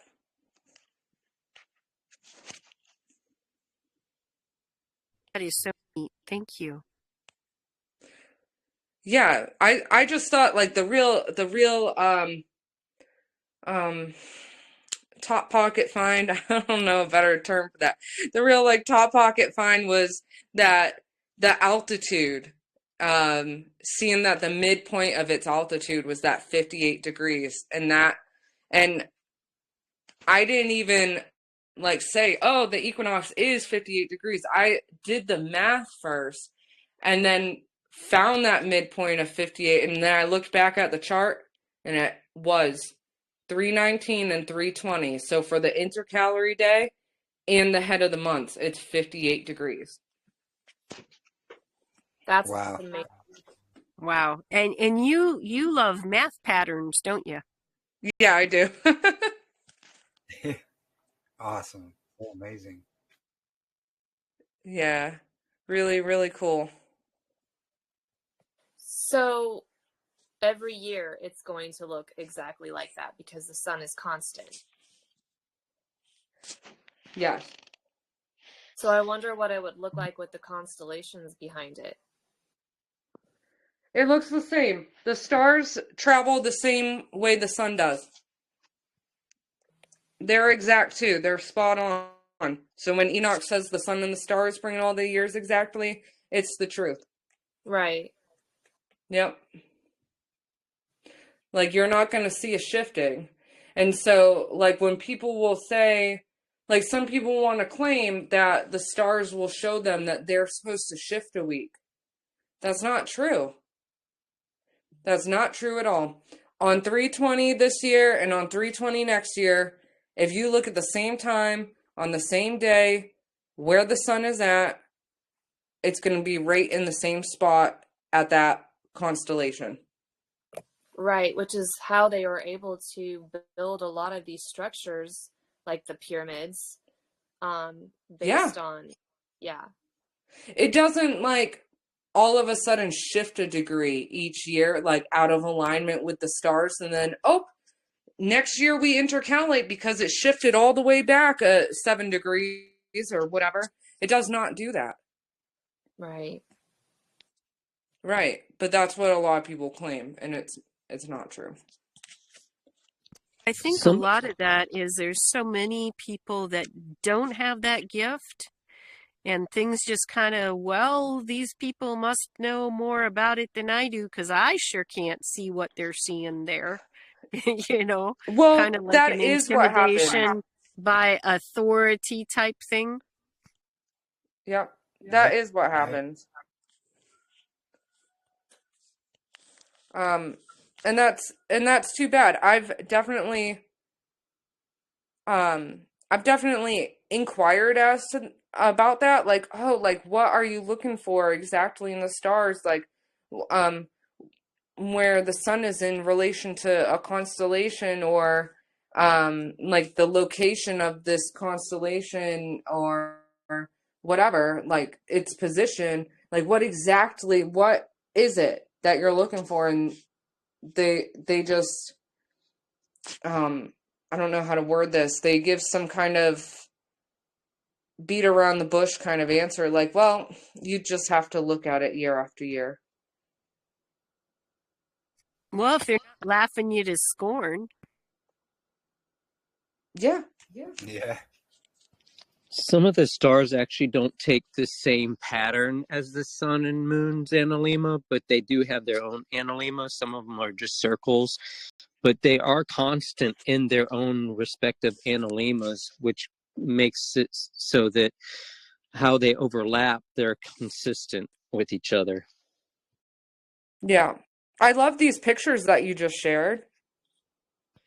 Yeah, I studied the analemma quite a bit, and I've gathered a couple of them that I really like to share like that, and hopefully they help out with people understanding that it's not just our perspective.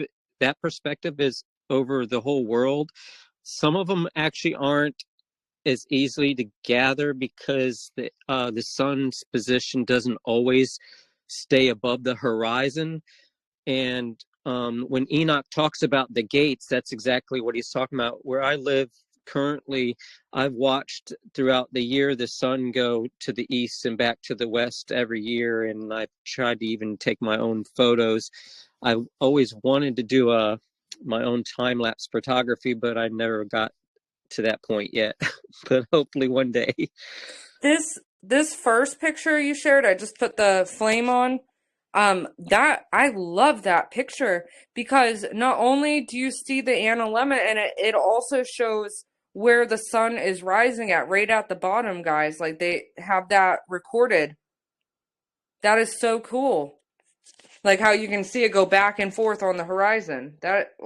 Sorry, that's the sunset. But that is so cool. I love that.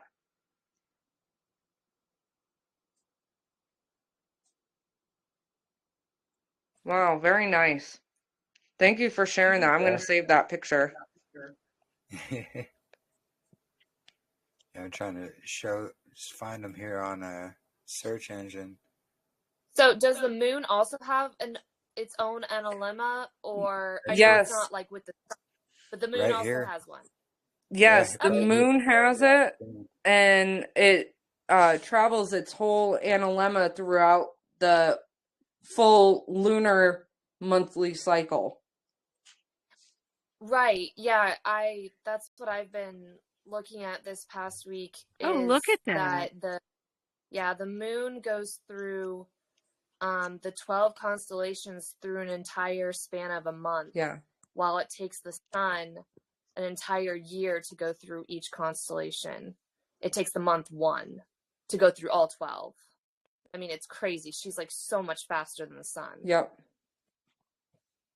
Which That's I really thought cool. was fascinating. Pretty interesting. Which again, proves to be how not unreliable, because that's how Yah made her, but just for not the purpose of ruling the day or the weeks or the months or the years, but Yeah. that was crazy. It would be one thing if the moon did the 30 days of the solar month and it did the same thing every 30 days of the solar month in its own, had its own cycle for that 30, 30, 31, but it doesn't. Sometimes it's 28 days or 29 days. 30. Yeah. Yeah. She's so odd. I know. I was desperately trying to look for just something and still not really giving up, but yeah, she's just, it's really good. I mean, we can have what we want. And if we want to worship the moon, we can do that. If we want to worship the sun, we can do that. We've got a Gregorian calendar for the sun, and we've got other calendars for the moon, and we've got combined calendars. We've got all kinds of things. Yeah, the Gregorian calendar worships the sun and moon. And stars, basically. Don't see how it worships the moon, because on the Gregorian calendar, it doesn't have anything set aside with the moon. It does. The Jewish calendar does. So, it uses the sun and the moon. Actually, the Gregorian calendar does account for worship of the moon. The first Easter of the year for them is after the first full moon. They go by the moon too. They worship the moon too. It's not Yeah. basically. Okay, I meant for counting time. I didn't mean for celebrations and festivals. Okay, I understand what you're saying now. Thank you. Oh, okay. Sorry. Yeah, it is. They do consider themselves lunisolar for the Gregorian, calendar. Oh, I And how love does that the moon picture. fit into this calendar? Who said that? I did, Jordan. How does the moon fit into this calendar? It doesn't. Oh. Yeah, so we know the moon is a witness. It's not going to bring in the years, but it is going to be a witness. And we are still working on exactly what it is going to be a witness for. Oh, We so you are guys getting are a in the little same bit spot as closer. me. Cool. Yeah, Yeah. I see it as agricultural. When the yeah, moon is yeah. full, the last part of the month you plant your below ground vegetables, and the first part of the month you plant your above ground vegetables and stuff like that. And when you're wanting to fast, it's easier to fast when the moon is going down, when it's waning than when it's waxing, because the building cycle of your body and the building cycle of the plants is during the waxing phase, and during the rest of it, it's your body is already cleansing anyway, so it's helpful to fast during that time, and just things like that. That's I have Yeah. a couple. Oh, sorry. Go ahead. Sorry, I have like two more questions that I would like to ask. Yeah, go ahead. Robert. So the two questions, the first one is, what is the relationship with the moon and the priestly cycle? And then the second question is, wanted me to talk. do you guys do like days out of time and stuff? Yeah. So the divider day Get is enough going to of that, be. because there's stuff going on in the Um, background. hey, Marissa, are you able to mute there? What's wrong? Marissa, can you mute your mic, please? Oh, yeah. Coffee. Hey, Marissa, can you mute your mic, please? Are you there? Here, let me. I trust you. I'm gonna mute her. There we go. Then I'll allow her to speak. Okay. So, yes. So the divider day, that's going to be, what's known as a day out of time as well. Yes. We just call it the divider day, but same thing. You're talking about the equinox day or the equinox day? So that's the equilux day, the equal day and equal night. Oh, it's a day out of time. And so the okay, can you explain the days out of time? Sorry. No worries. Let's see. So basically, what we have here on screen is going to be like creation week. So these days at a time, we're going to have one that happens, and we're going to use it every year. And because a solar year, like the time it takes for the sun to complete its cycle, it actually takes 365.25 days. And that's according to Enoch 7411 here. So when we use this one day each year, because, Yahuwah doesn't work in like fractions, so that's why we're using just a day every year. That's going to be the 0 day or divider day or day out of time. This is going to start our creation week count. And then day 4, that's the equinox. That's going to be marking day 4, straight line shadow, always. And then this 0.25 that we're going to have excess each year, it's actually going to add up every 4th year to a second divider day or second day out of time that we're going to have.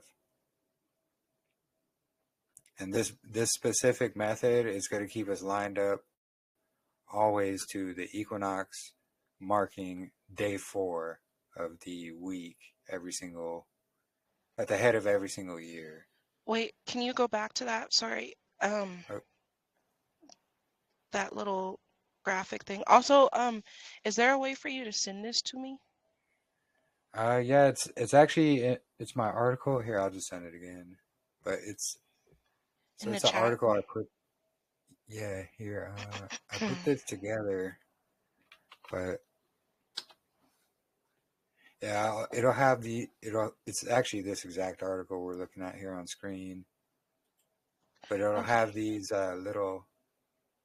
these memes I made basically to put in here,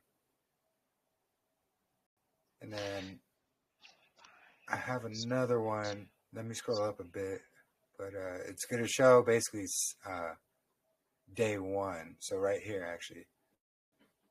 So this is the one that's going to be walking through Genesis 1 through 5. And then so basically Genesis 1 through 2, what he's explaining here is going to be this darkness or this time before time that happened before the light marked the start of day 1. Okay, really quick. The Enoch one that you were just on, and it said something about 6 divided by something Yeah. with the solar years. Where does the 6 come from? So Enoch 74:11, it's going to be talking about the excess of the sun and the stars, and it's going to amount to 6 days and 5 years. So he's saying there's going to be this excess amount of sun and stars, and it's going to add up to 6 days and 5 years. And then when we do the math, that's how we get the... Oh, sorry. I think there's a delay on my end. How do you have an excess of stars? That's just how it works. That's what Enoch's explaining here.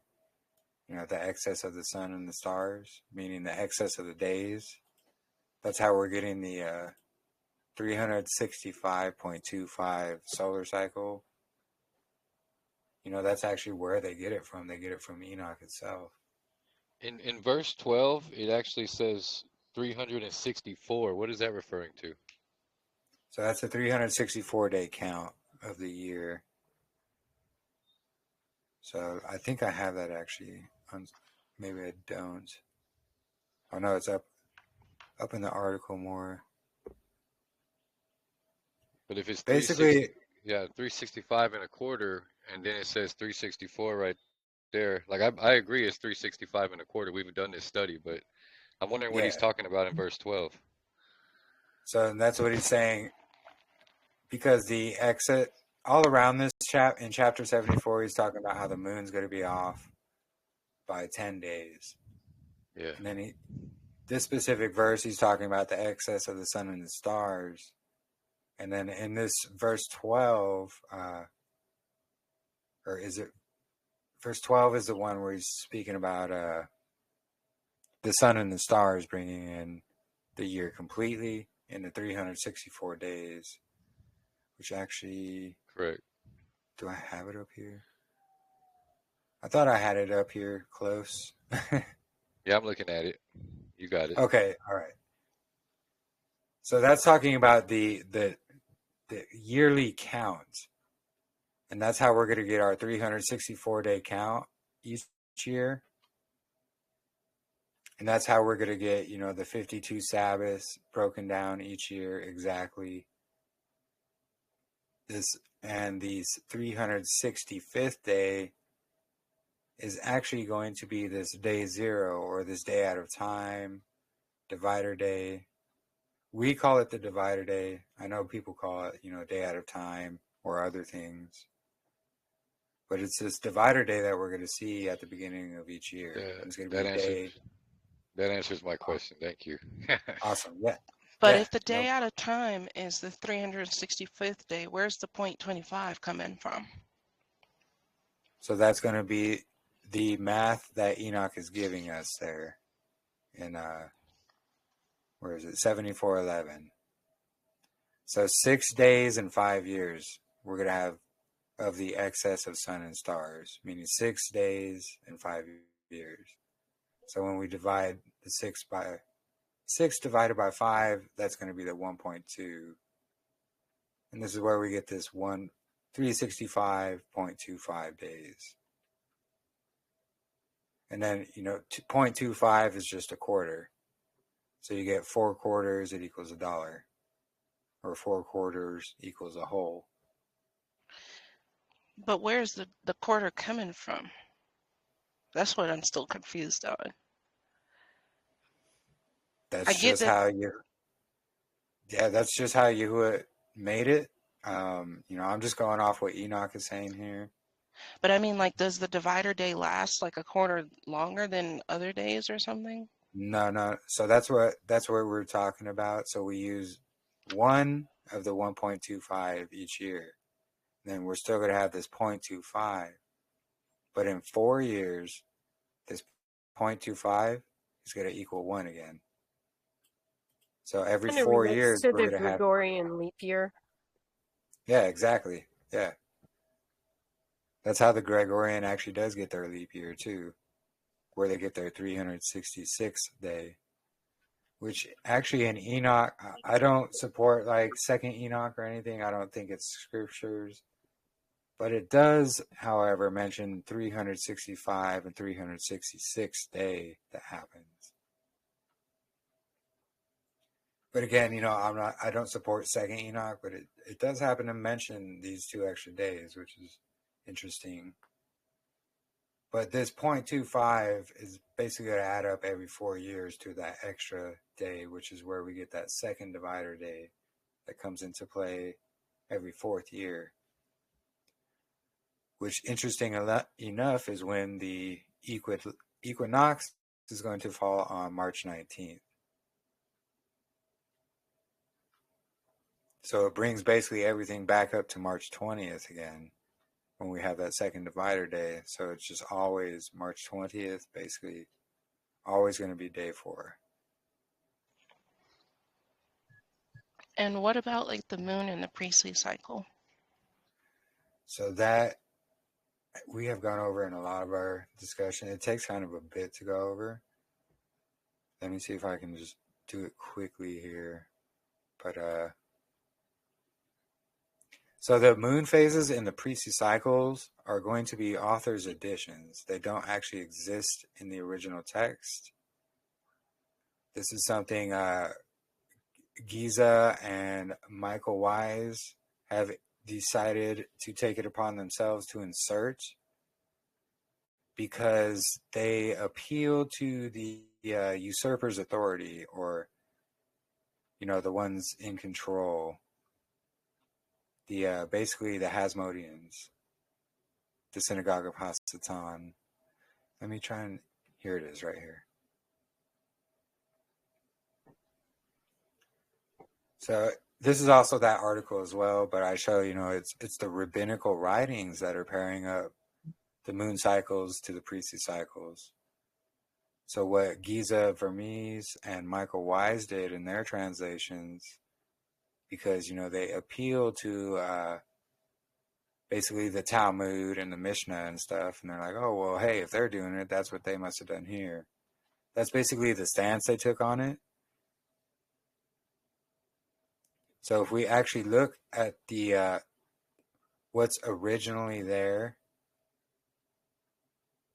let's see, where do I have it at? I know I have it. So this is going to be Giza Vermes edition, but we're going to see, there is a full moon in parentheses here. So this is taken from the complete Dead Sea Scrolls, and this is 4Q320. But we see parentheses, there is a full moon. We're not actually going to see that because, parentheses are their author's insertions. So if we use Martinez Florentino's version of it, we're not going to see any of that. So we're going to just see, to display itself from the east, shine in the center of the sky, at the base of the vault from evening to morning, on the 4th day of the week, the sons of Gamul, in the 1st month of the 1st year. So we don't see any of this full moon or any of the other stuff. Like these brackets are actually taken from other scrolls, but these parentheses are straight up author's insertions. So when we look at the actual scrolls and the original text, we're not going to find moon phases. What we are going to find is this word dukkha. And that's going to be here in 4Q321. So dukkha right here is what we're going to find. And before the Dead Sea Scrolls, scholars had never encountered this Hebrew word dukkha. And when you look into the etymology of it, it just means to make an examination of what. We're not 100% because the Dead Sea Scrolls do not explain themselves. But we have Giza Vermes and then Michael Weiss as well. So this is actually going to be from Michael Weiss's complete Dead Sea Scrolls. He's talking about, there's this Hebrew term dukkha. Here, again, he's going to say it's describing one of the phases of the moon. Well, that's not true. And they keep saying it's the system of lunar observation. You know, these are, again, these guys' opinions, but what we're going to find. So before the discovery of the scrolls, the scholars had never encountered this word. And so reasoning from etymology, dukkha most likely means carefully examined. So yeah, when you take it to the Hebrew and you look at the Hebrew words, this is from Hebrew directly translated. It means carefully examined. It doesn't mean any kind of moon phase. It has nothing to do with Yarok. And scholars are still debating the options for dukkha, as we can see. So this is from Michael Weiss in, what's it called? It's not the complete Dead Sea Scrolls. It's here it is, a new translation of the Dead Sea Scrolls. So there's going to be several translations of the Dead Sea Scrolls. But this is his own admission that's saying the authors do not agree on what it means, but we decided to translate it according to the full moon option. So what they did, they took it upon themselves to declare its meaning as different phases of the moon, when scholars themselves do not agree or know the true meaning of this word itself. All they know is it means carefully examined. Carefully examining what? We're not 100% sure. You know, they claim, oh, it's fragmented out. We can't find that. And, you know, as we've discussed in the past before, you know, it's in the usurper's hands, meaning, you know, the Rockefeller Museum. The Rockefellers have direct possession of the Dead Sea Scrolls. The Dead Sea Scrolls are showing who the usurpers are, and it's the Synagogue of Hasatan, the ones who claim they are Jews, but who are not. We all know who those are. The ones in the that nation state over there who claim to be, you know, his chosen people. The ones who are considered the sons of darkness, Correct. according to these writings. Correct. Which is why they themselves try to discredit them, while at the same time admitting to their own, you know, their own detriment that these are absolutely correct. Like, they even admit, you know, hey, there was a temple of Onias in Egypt, fulfilling Isaiah 19, what it says. But of course, they're not going to bring it. Yeah, they're not going to bring it to anybody's attention because they don't want you to know this true temple that was operating in Egypt by a son of Zadok, running at the same time as the second temple, was actually where Messiah went when him and his family were running from Herod as a child. They went to Egypt. Why'd they go to Egypt? Well, there was the land of Onias, the son of Zadok, who had a temple built, who were sons of Zadok. Then when he comes back, he goes to the Qumran community, also known as the Dead Sea community, where John the Baptist, who is a leader in that community, baptizes him. So Messiah not only connects to the Temple of Onias in Egypt, but also the Qumran community here at the Dead Sea, where the Dead Sea Bethabara. Scrolls. Yeah, Bethabara. And we did not know. I mean, none of us who were raised in mainstream Christianity or any of the sects of Christianity even had a clue that that prophecy was already fulfilled. Exactly. They just didn't tell us. Exactly. And I actually go over that in my article here. There's a section called New Testament Connection. There was also a cave known as Cave 7 that contained New Testament fragments in it and was showing basically John and Paul's connection to the Dead Sea community, the Qumran community. Of course, that's another thing they're not going to make public, or they don't talk about it much because they don't want you to know about it. But Just what they did here, mystical Essenes, that's what they taught us when it first started coming out. That's what they teach you to throw you off, so you don't look into it. But when you actually read it, you'll see why. So you'll see why also Giza Vermes, or Giza Vermes, however it's pronounced.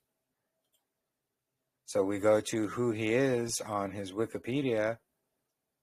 He's going to be a Judist of Judas-Hungarian descent, who also served as a Roman Catholic priest. So what is a Jew who's pretending to be a Catholic? Literally a Jesuit. So they now used we to see call them Moranos. Yeah, exactly. We also can see the same from Michael Wise in his translation as well, because he studied to immerse himself in rabbinic texts and so forth and so on. Hence the reason why they are choosing to add, the Zionists added moon phases to their priestly cycles, so that's what they must have done here in Qumran. Well, that's not true at all. There's actually going to be no moon cycles that are going to be found in the Dead Sea Scrolls. What we're going to find is this word dukkha, who they have, scholars cannot agree to what it means, but these authors took it upon themselves to say, well, we're just going to say it means this certain phase of the moon. And in turn, clarification, though, what you're talking about with the moon, you can find the moon cycle in the book of Enoch, but it's not relating it to, we use the moon to begin the month, or we use the moon to do something. So it is mentioned because it's up there in the heavens, but it's not for timekeeping. Yeah, correct. So Enoch is mentioning the moon phases because they do happen. He doesn't ever say to, hey, use this moon phase to start a month, or use this moon phase to start a festival or a year or anything. He's just describing them because they do happen. But as we can see, these authors who work for the usurpers themselves, they chose to throw everybody off by inserting these phases of the moon. And now we have this whole movement kick where everyone's like, oh, we have to have, these certain phases of the moon lining up with these certain priestly cycles. And that's what Marissa, our sister Marissa here, had found. She's done a lot of work trying to line up these moon phases, finding that they never do line up exactly how they are portrayed to, as these authors' insertions claim that they do. Which also Gina Sparks, who's the one, Gospel Worth Dying For, their calendar, who's going off these falsely moon phase inserted calendars. Marissa has proven her wrong, that that's not going to line up. Her excuse was, oh, well, I'm going to be dead by then, so it's not going to matter. So if that's their version of going and searching for truth by saying, well, I only care about when I'm alive. Who cares if it doesn't line up in the future? I'm not going to be around. That's not real truth seek her. That's a wolf. That's a snake. That's someone who's going to lead you astray. It's someone who was completely ignoring the sister's evidence, who brought to their attention, hey, these moon cycles absolutely do not line up. They don't line up every 6 years. They don't line up every 294 years. They don't. So she was called out on that. She chose to ignore it and still continue to push this moon phase priestly cycle thing that they're doing. It just does not line up. It doesn't exist in the original text. There is no this day of this lunar month. We don't see any of that. We just see dukkha, and that's about it. A lot of it's really fragmented out. So we are still trying to search diligently for what exactly the moon is a witness for and how exactly to determine it. But we do know for sure it's not bringing in months, it's not bringing in festivals, and it's not bringing in years. It's just a witness. It's not the determining factor. You know, the moon is a feminine, so it's not going to lead anything because, you know, the biblical hierarchy, you know, the masculine or the sun is going to lead all this stuff.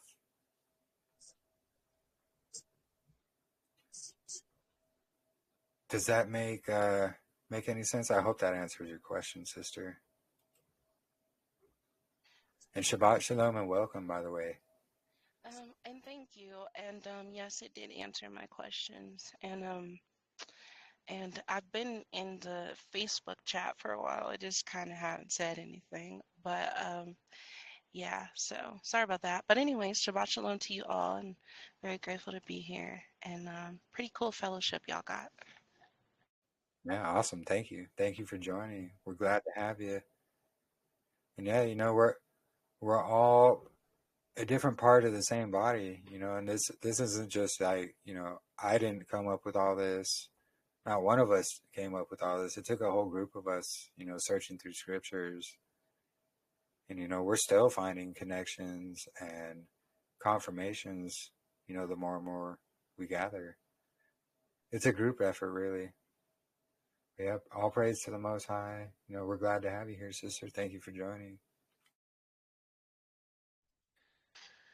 Thank you. And Shabbat Shalom, you guys. I gotta dip out, but thank you for having me. No worries. Shabbat Shalom to you. Hopefully we will hear more from you soon. And if you have any questions, you know, feel free to ask in the Telegram or the Facebook group or whatever. Absolutely. Thank you. Awesome.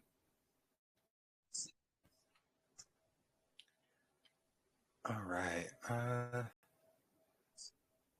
Let's see. How much time do we got here? 2 hours, 32 minutes. Yeah, we still got time. So what I wanted to share with you next, it was sharing the true temple location, what they call the Wailing Wall over there is truly. It's really not what they make it seem to be. Let me first share. Here's the link. Oh no, that's not. Did it not copy it? Why is it weird? It doesn't have the YouTube link there. Why not? Weird. It has my articles link in the YouTube.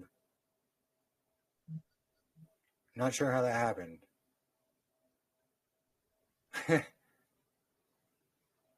Yeah, I'll share this other one since here's the link actually right here. But it's going to be this brother's channel here, Leland Jones. I'll link it here in the comments. Does he understand this calendar? Well, actually, kind of, sort of. He actually knows the Qumran community. He follows the layout. He does, unfortunately, what Rav Shaul or Shaul Sides, he's also known by. He does their method where instead of starting on day one or starting the months on day one, like the Dead Sea Scrolls and Jubilees tells us, they actually start their monthly count on day one of the weekly count. So they combine both of them into one thing, and they're using the equal day and equal night on the equilux or on the equinox, which is the straight line shadow. So they're actually going to be off by like quite a few days. Okay, so they're combining the Gregorian Saturday with this and trying to make it work. All right. Yeah, exactly. But what's pretty cool is he does go on a little tour of Qumran in this video here towards the end. And he shows, where their sundial is, and it's actually really fascinating. But Leland Jones is his name on YouTube. He's got a playlist. Actually, here it's right here in the description. It's called the True Temple Location on this playlist. And so you'll find this video. Send us a link to that so we can get into it later? Yeah. I sent one of the links just now.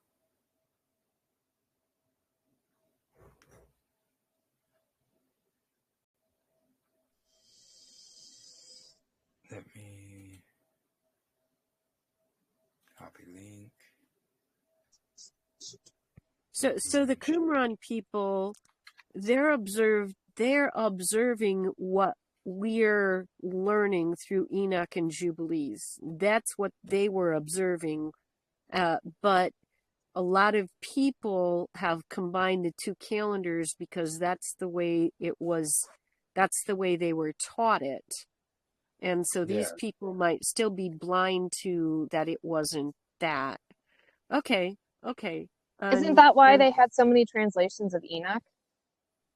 I mean, because didn't they have like numerous translations of Enoch? Yeah, and a lot of Enoch is actually missing as well. Of course. But no second Enoch was in the Dead Sea Scroll calendar, right? Okay, good. That was more the Engedi or the people where, I don't remember the name of that. The Nag Hammadi scrolls, maybe it was in. So all that stuff, that's going to be Gnostic type stuff, the Nag Hammadi type weird stuff. Yeah, like they try to connect it with, the Sons of Zadok and the Dead Sea Scrolls, but they were found in two completely spirit. Every time I've read it, my spirit has just been going like, Yeah, and they try to throw in the Dead Sea Scrolls with that, but it's just not true. There was no connection there at all, and they just do that to throw it off, and try to discredit the Dead Sea Scrolls even further. And it worked for me for a while. Yeah, unfortunately, it does work. And, because people, they'll just believe, and they're like, oh, yeah, that's what they say, and I'm not even going to look into that. But when you actually do start reading what they wrote, you'll see why they like to discredit it. Because they tell you who those usurpers are, and the ones still continuing to do the same thing today.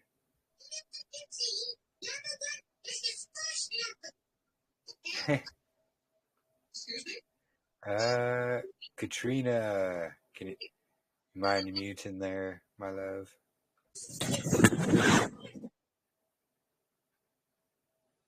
Boom, there you go. All right, so Jeremy, sorry, real quick. How many copies did they have of Jubilees? Was it the same amount as Enoch? It was just under. In my article, I go over the exact number. But, okay. Sorry, I'll look at Enoch was found more, and then Jubilees came just after Enoch. And everything else was under that, right? Correct. They were studying it for sure. Oh, yeah. 100%. All right. So let me go ahead and get started with this video. And I'm going to mute my mic here, and we'll go ahead and watch the video. And yeah, really interesting stuff. So let's begin. So where is the true location of the temple? Well, So where is the true location of the temple? Well, you can see where we are. We're here at the Western Wall.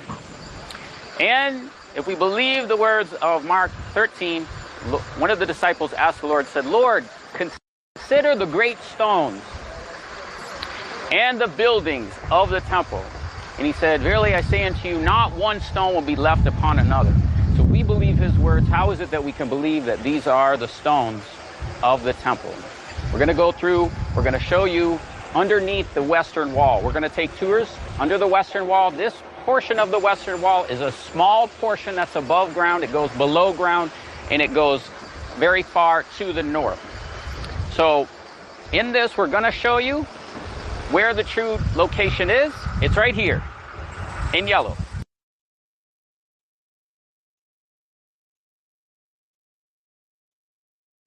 And we're going to show you the map and everything in Qumran that shows us the precise location. That's what you just saw in yellow.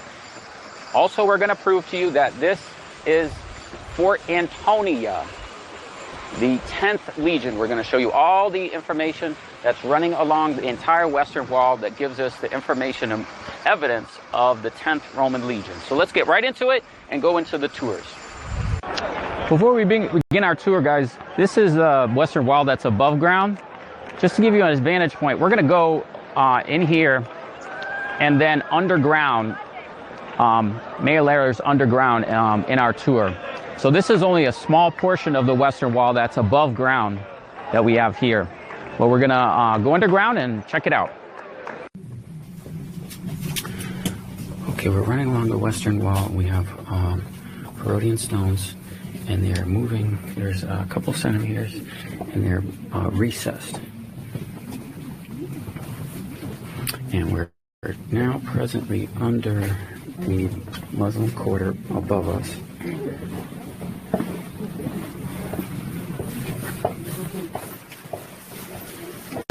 Another huge Herodian stone we can see here, and it's really hard to get in video the scope of the enormous size of these particular stones.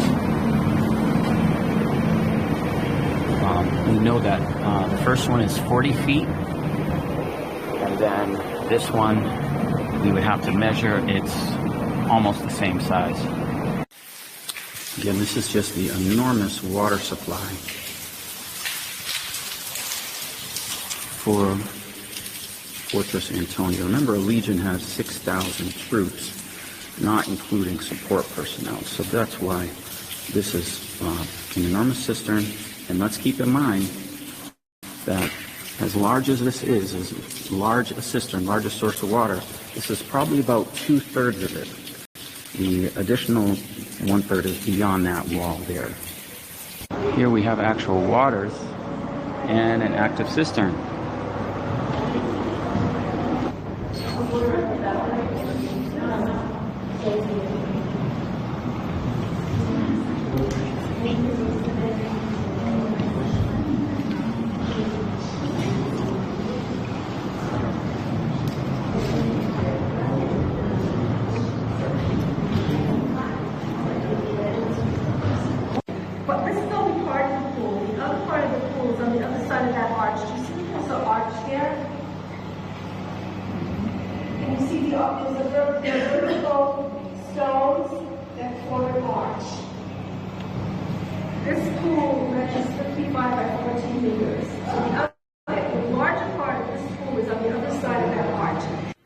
You're now at the Struthian pool. This is underground, below the ground. We're in close proximity over here. Beyond this wall is another pool. This whole pool continues beyond the wall, and after that we have the Western Wall, the foundation, the bottom of the Western Wall. This is an enormous aqueduct system here, underground. There's an aqueduct coming this way, and this whole area has other huge, enormous aqueducts and water feeding into it. The size of this whole room is probably about 2/3 of what is on the other side. We also had the other side, we did the Western Wall, and that's Jewish. This is a church runs this, and they put up a wall to separate. But this is a lot of water for Fort Antonio. Now, what's interesting is they say Fort Antonio here is just a little fort, but we believe that water sources like this is what was for the whole Fort Antonio, what is presently called the Temple Mount. So we're going to go through more of this and look at these water systems here. Here we have a stone, and you can see this is part of the cardo that we have underground. And in this cardo we have what's called games. I'm going to show you more of a detail of this, but what you can see here, games into the pavement to remind us of Christ's suffering. So these are games that they played. And from what I understand, there is the Roman legion etched into the description here. I do have another photograph on another place where they show the various symbols and emblems of the 10th Legion.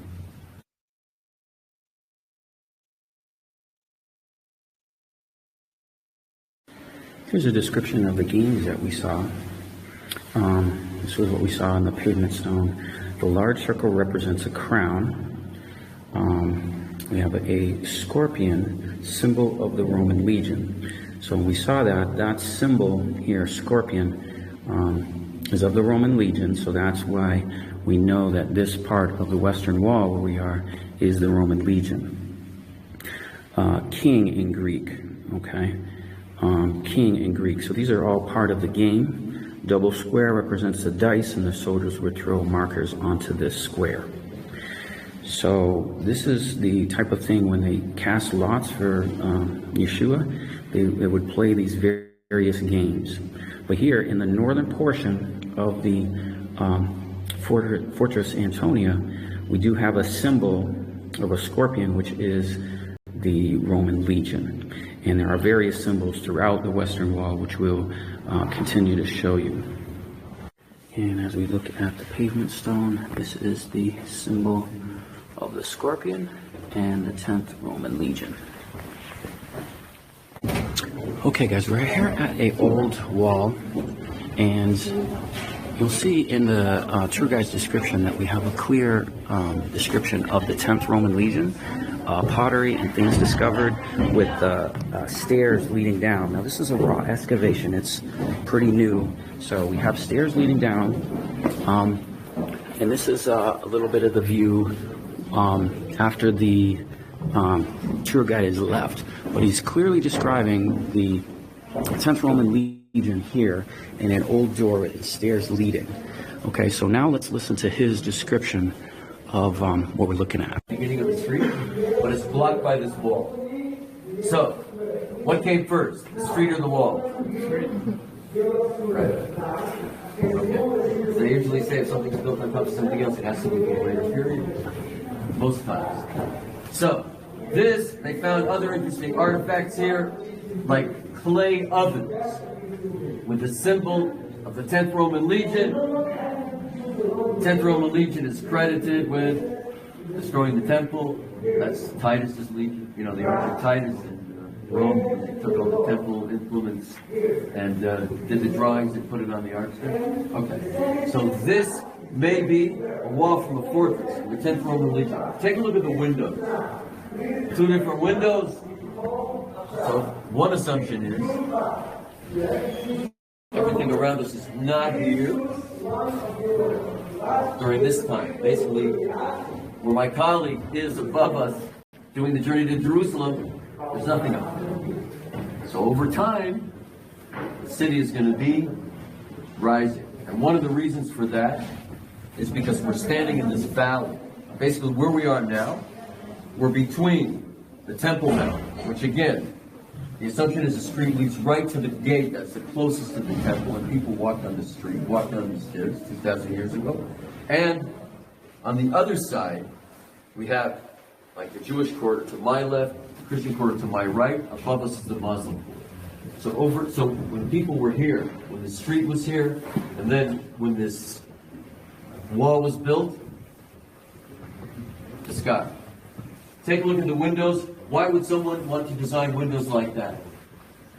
What's so special about the window? Defense. Defense. Okay, defense. Why? You can't You have a street. You have people coming through. The cardo's not there yet, exactly when this wall is built, but it's going to be. So you have a lot of dust. So make it narrow, so you don't get the dust inside your fortress, and make it wide on the outside to bring in as much available light as you can. So that's what they say. It's a very unusual design. There are not too many standing fortresses from like the year 80, 90, 100. Here at Jaffa Gate, we have an example of the kind of slots that are in the wall. If we take a look back here, here at the main Jaffa Gate, over here, what's called the Tower of David, and we can see these slots. Let's point out these slots here. See all these slots? These are basically slots in the wall that we saw in the Western Wall that were for, of course, defense, right? And if you come inside, this is what it looks inside the wall. Okay, you can see the, kind of alcove, and then going out, we have the slots, and we saw these in the Western Wall, of course, which is quite interesting. But that's why we consider it to be. Why do we have slots for military? Like we can see all along these walls. Why do we have this in the Western Wall? See all those? Those are all in the temple, right? Well, it's because it's a fortress. Okay, here we have again a clear Roman legion, which is being described here. And these are the originals. Okay, and the plaque, the 10th Roman Legion. Okay, Jewish war against Rome in 7 CE. Okay, aside from their military role, the legion's soldiers were also engaged in various public works. 10th Legion operated workshops for the production of clay bricks, roof tiles, on which were insignias. A gallery, a boar, appear together with the initials LXF for Legio X, okay, the 10th Roman Legion. And this we find in the Davidson Center. So where we are is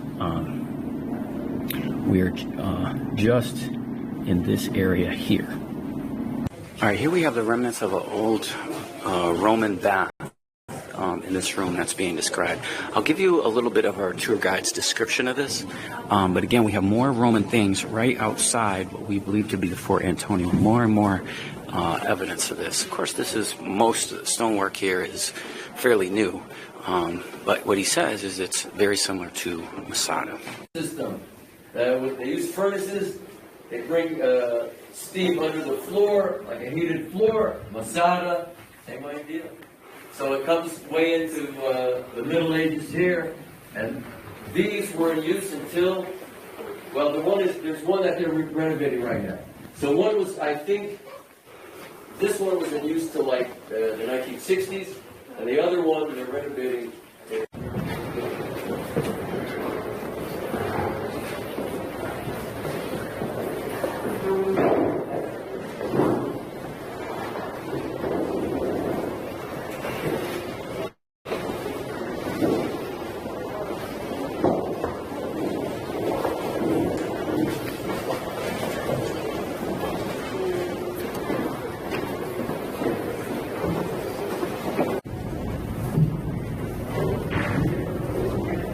Okay, so before everyone's looking around and wondering what this is, we'll take Look at this. Western Wall. What is this piece doing here, and where are we exactly? We are here. Has anybody, well, there's a women's gallery, this is both of them. There's a women's gallery up above. Yesterday, there were about 1,000 women there in a 4-hour period. What happened? No bar mitzvahs. No tell. Wet. I don't know what people did. So next week, it turned out to be, it took 6 months longer to excavate this, and nobody could say anything. It was a very unique find, not just in the city, but in the world. So what is it? Any ideas? Okay. An aqueduct, because of the drainage channel, right? The drainage channel is part of a whole drainage system to drain water away from the western wall. We know it's here. You can walk it up from the city of David, taking water away so the walls don't get undermined. Okay? But here, let's take the idea of a semicircle. Here, remains of bleachers where people would sit. We also have it under here. Here doesn't exist. So, and if we look back, each corner on the right, corner on the left may have been the beginnings of a state. The holes may have been here, and so that's a very complicated thing. Maybe I'll say a word at the end when we finish here. So the idea of a theater. This is the western wall of the Temple Mount. And by that corner, southeastern corner, is this arch. The arch passes through here. And interesting enough, there is a judgment seat here. As well, if we look, we have clear Herodian stones. This is clearly Herod. And just beyond the way, we have the original pavement that would have been here at the time of this arch. Beyond that fenced-in area, it's clearly destroyed when the Romans destroyed this part. But obviously, they did not destroy the wall itself, just the arch and most of what's taken place around here. Okay, here is the western wall, and what we've done is we've seen the pools up here, we've seen Wilson's Arch here, we've shown you a little bit of Robinson's Arch, and all along this we had Roman legion markings up here, Roman legion things here, Roman legion things outside here. Now what I wanted to point out is this is an actual rendering of the temple that you see on the tours. And if you look at all the diametrically opposed lines, this is certainly not a order of God's temple. Now this is, they're placing the temple over the Dome of the Rock and positioning properly east to west. See that? But if you look, the actual Temple Mount is not aligned east to west, nor is it position east-west. You can see the temple has a positioning this way, but this whole fortress is positioned north to south. So that is this proper east to west. Now look at, nothing is lining up with that. These are the outside walls of what they call the Temple Mount. We consider it Fortress Antonia. And this is the present raised level that the present Dome of the Rock sits on. None of these lines, as you look at it, up at all. So whoever built this was either schizophrenic or it just wasn't the temple. Now what we're going to do is we're going to go to Qumran. Okay, we're here at Qumran, and Qumran is a location of the Yahad community. This is where we get the Dead Sea Scrolls. And here we have an entire facility that has matched that of Jerusalem. Now where we are is we're right on the Dead Sea, and here are the mountains, and in this direction is Jerusalem.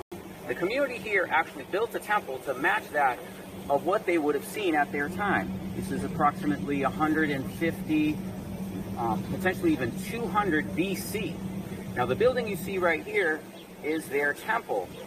Then what they did is instead of the temple had the Holy of Holies and the holy place facing east, what they did is they faced Jerusalem in this direction, which is towards the west, thus giving us the location of the temple at the Second Temple period time. And not only that, we have other things. We have an altar. We have a molten sea, or brazen laver for the water. Okay, we have that all in these coordinates, positioning this temple towards Jerusalem. And we're going to look at this site. We have clear walls that would have shown the walls of Jerusalem at the time, 200 BC. This is very, very significant because now we actually know where the temple was. It is not on Fort Antonia. It is in a different place, which we will look at in these maps. Here's a map of the community, the Yahad community here in Qumran. And here we have the orientation of Jerusalem. And if we look, we have a lower wall portion that would have gone around the city of David. We have a pool and a stream leading down, just like you have today, the Gihon Spring and the Pool of Siloam. We also have a cliff face, which is over here. And there's a steep cliff face here, which is just like that of the Kidron Valley. So we have the Kidron Valley, we have the city of David, we have other things here, and we have a building here. They call it a tower, but this is their replica of the temple, showing us a precise map of the temple and walls of Jerusalem at the time of the Second Temple, around 100, 200 BC. Okay, we do have walls, and we do have various areas. So let's take a real close look here and find everything that we're looking at that matches the temple. We have a few maps which represent this, but let's take a look here again, and we'll show you what we're observing here. All right, now this is in the city of Jerusalem. The old city walls are on the east, and they drop off into a steep valley here. So what they've done here is they've positioned this complex with the steep wall which drops off. This is where some of the caves were discovered of the Dead Sea Scrolls, okay? But they have a steep wall there, okay, perfectly matching Jerusalem. Then what we have, as we described, is we have a spring going down. Now, not everything is in perfect proportions here, but we have a spring going down, and we have what we call a mikvah, or a pool, and we'll show you that. And then we have the walls heading down. These are just simple stone walls, okay? But these walls are serving the purpose. Okay, we're closing up here. We have to do this real quick. So again, we have the walls of the city of David here. We have what this is in Jerusalem. This would be the walls facing south. Okay, this would be our temple. You can see this is high. There's a significant mount here that we'll show you. That's right there. And this would be the location of the temple, right at this place, right where this wall is coming up and meeting this southern wall. Then this wall is heading to this is the western side of Jerusalem, okay? And then this wall would head up and then turn, and this is where the assembly is taking place. They have the wall going towards the north a little bit, and then again heading towards this eastern wall. Now, mind you, this whole positioning is inverted, because what they want to do is have the temple face Jerusalem.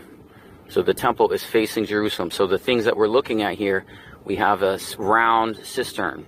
This is for the priest washing, and the actual washing basins are called mikvahs, or ritual baths. There's two of those here, okay? Right next to that, there's something that looks like an altar. Okay, so all of this is the things that would have been outside the temple. This is the treasury room. The treasury rooms are in these buildings, and the people that entered this community sold all their possessions and lived in common, and that would be their offering, their sacrifice, okay, sacrifice of their lives. And that would be here, entering this procession of worship into the temple. So we're going to show you this here on site, and represent this the best we can. We have a few maps that will show you some of these, and certainly it's very clear when you're here on site, but we'll do our best to convey this on video. Okay, here in Qumran we have somewhat of a replica of the old city walls of Jerusalem. In Jerusalem, this would be running south, okay, going down. In Jerusalem, there was a pool called the Pool of Siloam, and over here we have a mikveh, somewhat to represent that, and walls that run up. Then we have this wall running to a tower.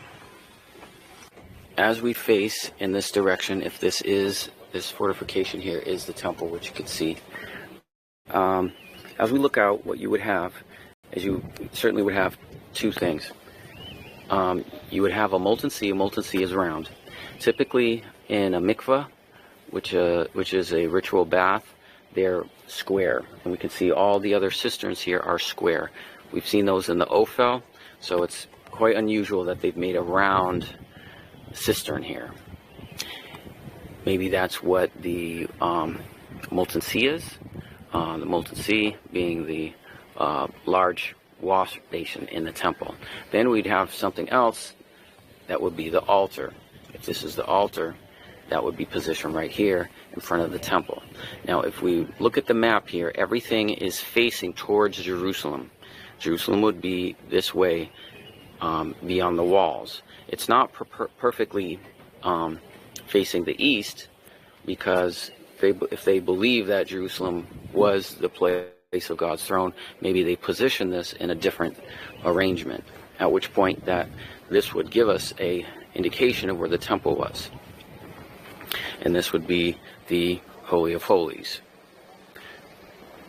Okay, what we're looking at here is not everything being perfectly aligned. Sometimes they're working with the space, working with the landscape to produce this. But clearly we have outer walls that are matching those of the old city of Jerusalem, which would have been before Herod, before Rome, and what we consider the Second Temple period. Now, I just wanted to take a moment and talk about this altar. When we were in Qumran, this is the altar that we saw. Afterwards, we saw another furnace called a smelting furnace that was in a place south in Israel called Timnah Park. These are some old views of Jerusalem. And here's this furnace, okay, a furnace, a copper smelting furnace, okay, and let's see, in our photograph here, the smelting process, a furnace, a coke, and they were mining copper in this area south and just a little bit north of the Red Sea. And this is what that furnace looked like. And when we saw this, it reminded us certainly of what we had seen in Qumran. So in Qumran, the altar that we're looking at may very well be a furnace, serving the purpose of the furnace, because they probably were not doing animal sacrifices. They were probably, doing other things, needing a furnace to melt hot metals, and that's what this altar was. Okay, over here we have the sundial. Now, we've shown you before how that's a replica sundial. We've shown you the replica sundial. Over here we have the molten sea, the round cistern there. Okay. This is the entry, the part coming into the temple, which we are standing on what they call a tower. But if this is the temple, beyond these various vessels here, the altar, the wash basin, the round wash basin, then there would have been the treasury rooms there, and the people would have exchanged their money into the entering in of this community, the entering in of this temple. Okay, and that's what we're we're seeing. Now again, what we're doing is we're facing Jerusalem. Jerusalem would be in the direction we are facing. And these appear to be in stone things that we have seen in other places like Shiloh. Shiloh had the temple and the tabernacle for some 300 to 400 years. Okay guys, we're here at what is the treasury room, and we're looking at something in this section of Qumran. And what it's describing here is the council or treasury rooms. Now, if this is a mirror of Jerusalem, okay, what we would do is we'd turn it around again, and what we're looking at is a section which is now the Ophel. So there we have it, the true location of the temple. Now you may ask me, okay, Leland, show me specifically where it is. It's by a parking lot, which I'm very close to. This is an interesting place because it's old ruins. I'm not saying these ruins is the site, guys. I'll show you a little pan around, but it's a ball field. It's a playground now. And there's up above us is a parking lot in the Jewish quarter. So we're narrowing down our focus, and we're gonna have more and more videos. What we're gonna do is put together a playlist on the true location of the temple. In the video prior to this, I encourage you to watch. The temple is in the city of David, which is Zion, okay? We've also there gone over maps in many places, and also we'll have a playlist for you because we have more information coming. So thanks for watching, and please watch the other videos in the playlist. God bless you. Amen.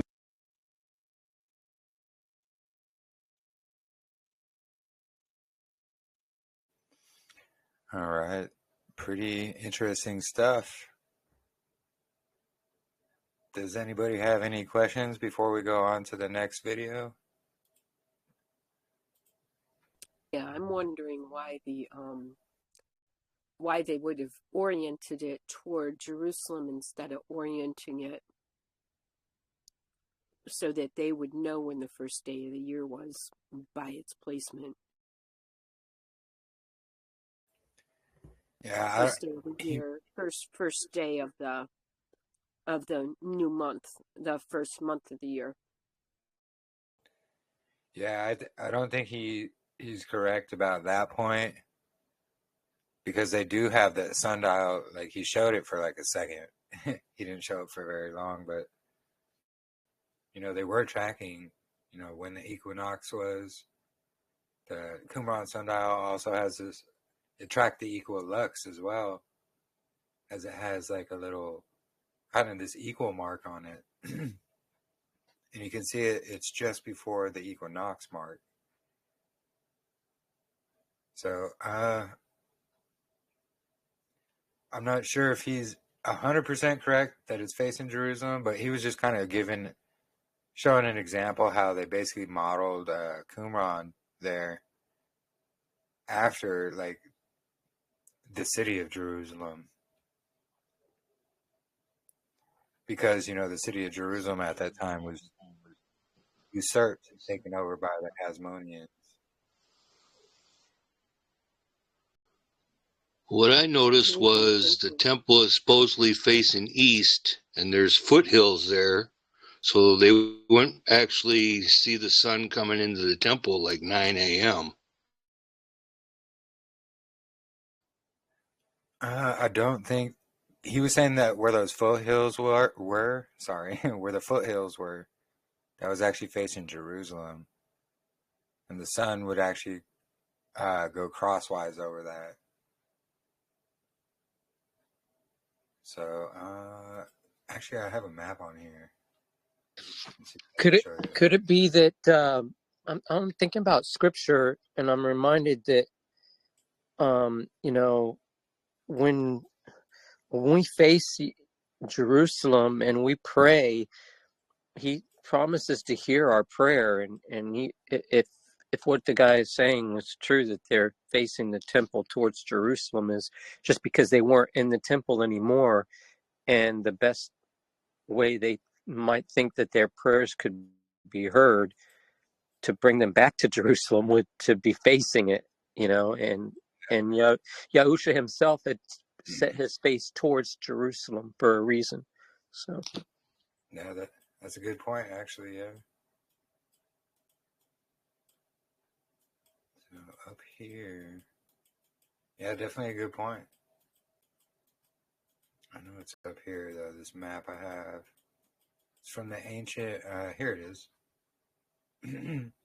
So it's this ancient Madaba map, and it's found in Jordan. But we could see north. So Qumran's actually going to be, like, we could see it here, but the tiles are kind of missing. Like, this isn't complete. Something happened to it here, but it's covering up Qumran. So Qumran is like right here, and then Jerusalem's here. So I guess that would actually be facing east, huh? Because north, so north is this way, and we got south. Actually, no, so that would be west instead of east.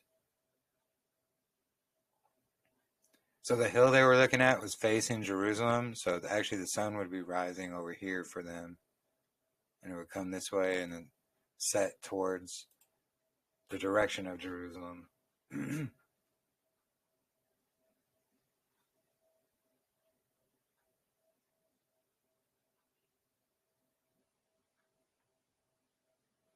So they would still be able to track, the rising sun. Yeah, that hill would kind of stop them from tracking, probably sunset and beyond that.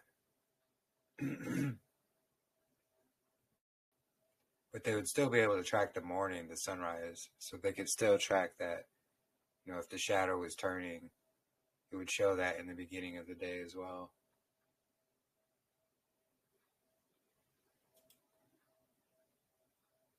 Then there's actually one more I wanted to go over to after this next one that we're going to watch, but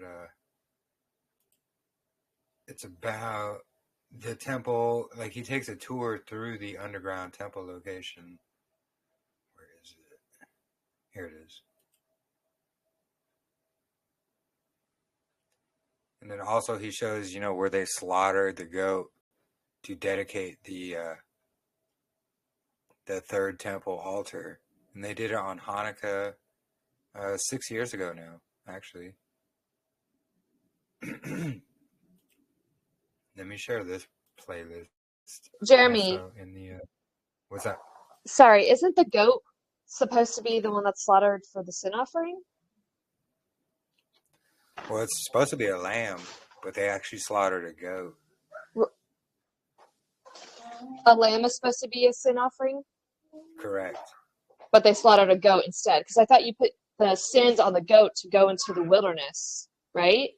Is that? Yeah, that's for that's a Azazel goat thing. Yeah. The scapegoat, right? Yeah, the scapegoat. So for them to slay a goat when it's actually supposed to be a lamb is also kind of. Yeah, exactly.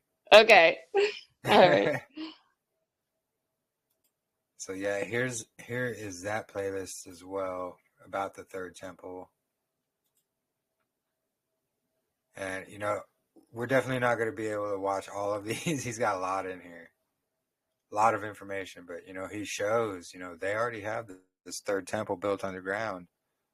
And they've had presidents and all this stuff already come and visit it. They've dedicated the altar, all these things. Interesting enough, the very person who dedicated this altar, which actually Leland does an interview with him, but that very person who dedicated the altar and did the slaughtering, he's part of Remnant House Ministries now. And Peter Martinez did a Passover goat slaughtering with him after this temple slaughtering. The same wicked person who did the slaughtering for this altar dedication. Very, very strange. But just showing the connections there. But before we watch this one, I wanted to go over this one, which is just going more into details and showing what they claim is the Temple Mount today is actually the Roman Fort Antonia. And again, I just wanted to bring all this up because I know we've spoke about it in our past discussions. And, you know, the true temple location, where it really is there going to be a third temple, so forth and so on. Well, they already have this stuff built, and it's already underground. And of course, like everything else, they're not going to make it public. But it exists. So let me mute my mic. And this one's like 32 minutes, as you can see. So we should still have time because we're at 3 hours, 19 minutes for our first recording. And the recordings only go to 4 hours. So after this, we'll probably have to stop it and then start a new recording to watch the third video. Or we'll figure something out. But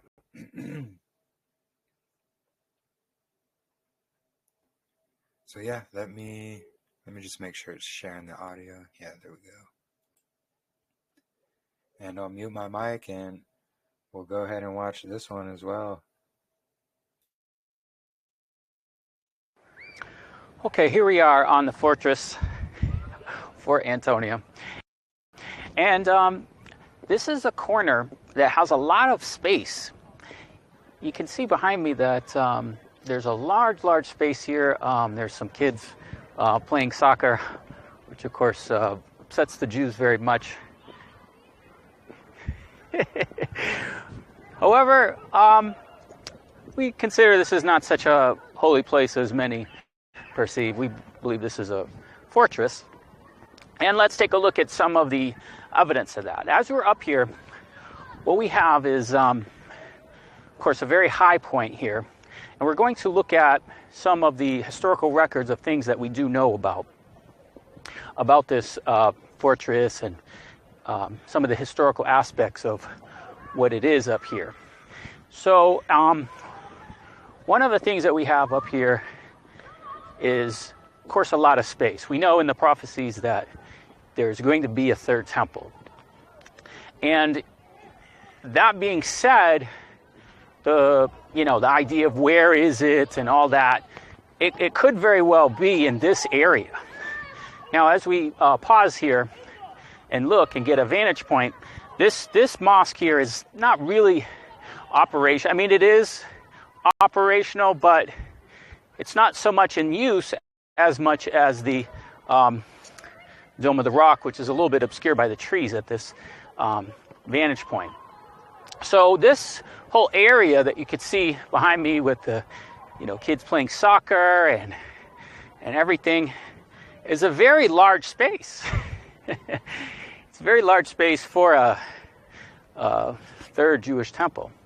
But at the same time, what is the history of this place? Okay, as we look back, okay, there's the Dome of the Rock back behind the trees, and now there's lots of views and thoughts, but it's going to be quite possible for a place to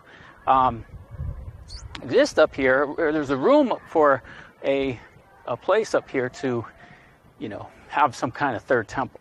So now the views are, well, that the temple is not on the Dome of the Rock. That's actually not the place of the Holy of Holies and Solomon's Temple, but it's the other one, Al-Aqsa Mosque. At which point, then this area over here, which is the southernmost area, might be the place of the building of the third temple. We'll have to wait and see. Of course, there's lots of things going on in the news regarding the Temple Mount. There's lots of things up here that are controversial, so I want to get up here as soon as possible. But let's look at some more evidence here. Now we're in an area called Solomon's Stables. That's that there. And basically, where we are, as we look out, we can see the Ophel, okay, down below. And that was part of the temple. However, even since Solomon, there's archaeological evidence that the Solomon's chariots and horses, and the chariots and horses that also existed within the Roman legion were kept in this area down below us. Okay, down below us is presently a mosque, okay? And that mosque is operational, but it's called Solomon's Stables. So, of course, the fortress and Roman legion would have needed a place for, like 600, horsemen and horses. So that would have existed right in this area below me.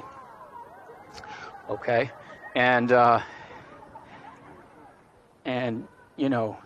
that's just more and more evidence that this is a Roman fortress. Here's a view of Solomon's Stables. Stairs leading from the top level of the fortress, heading down.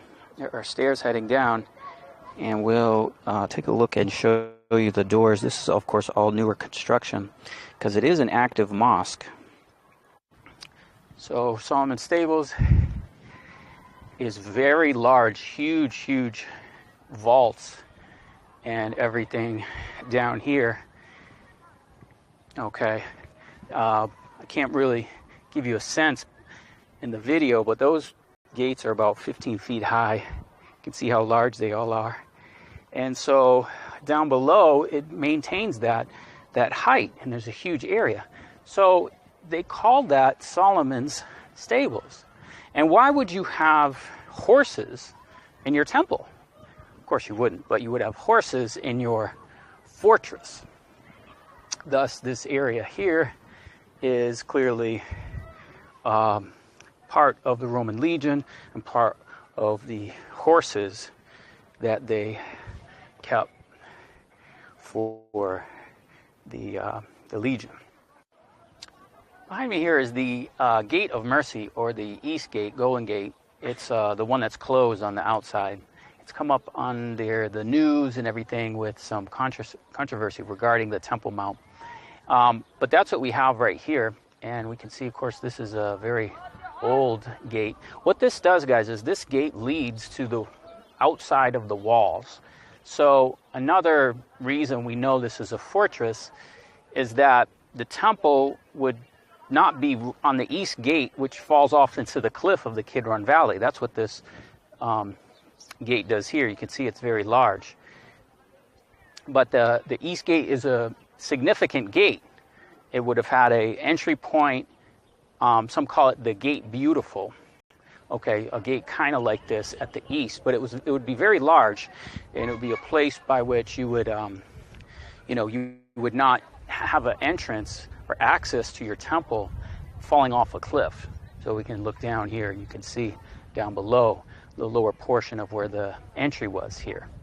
So again, this is just more reason to believe it's a Roman fortress holding a legion.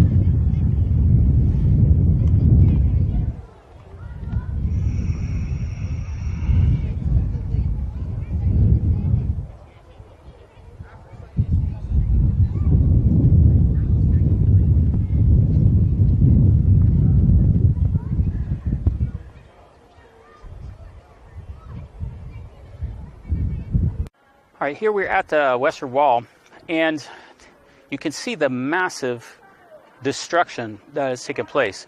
Right here is the road, the Herodian Road. This is north, this is south, heading south, and this would have fallen from the top. Now, Josephus describes large towers at each corner of the fortress. So this is the corner, and we consider these stones here to be part of the tall tower that would have existed in this corner here. Okay, so what we have here is these are additions that were added. Okay, but we do know this is the Robinson Arch here. Okay, these are the stones leading up to that level. So we have Herodian stones at least up to there, so we know it goes there. However, they did not damage or destroy this wall, but they destroyed of course, the tower at some point. There's also damage in many things here. Also within this area are many mikvahs, which is a ritual bath. So these were things that were very Jewish. We showed you the half shekel, very Jewish artifacts that were here. However, this you have all continuing all this way. Okay, so this is strong evidence of the fact that the towers that were destroyed were toppled and came down off the wall. This is the Cardo. Okay, and we can see the damage here and the stones that fell from the top. And this is called the Robinson's Arch. It came out over here and connected down below. Let's take a look at the road.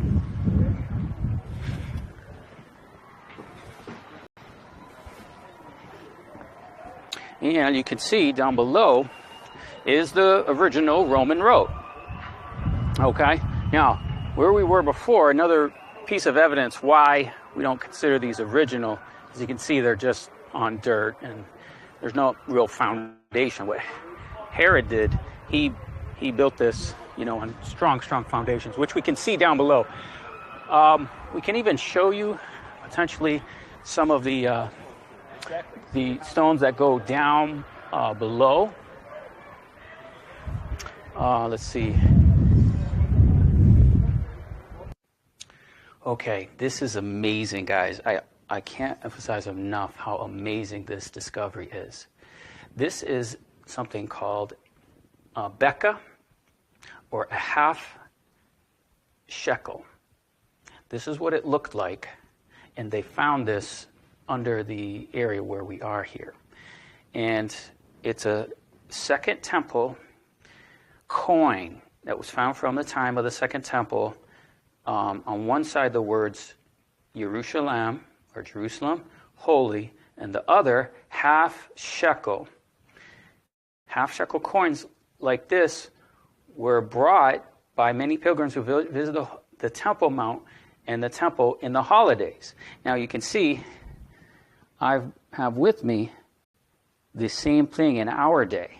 So what they did is they had, this wasn't a currency that they used because they used the Roman currency.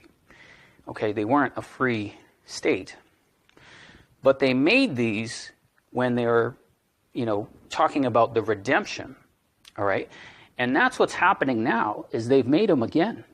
Now these are not the coins in circulation, but you can see this is a example of a bika with the temple. They're going to build a second temple. Okay?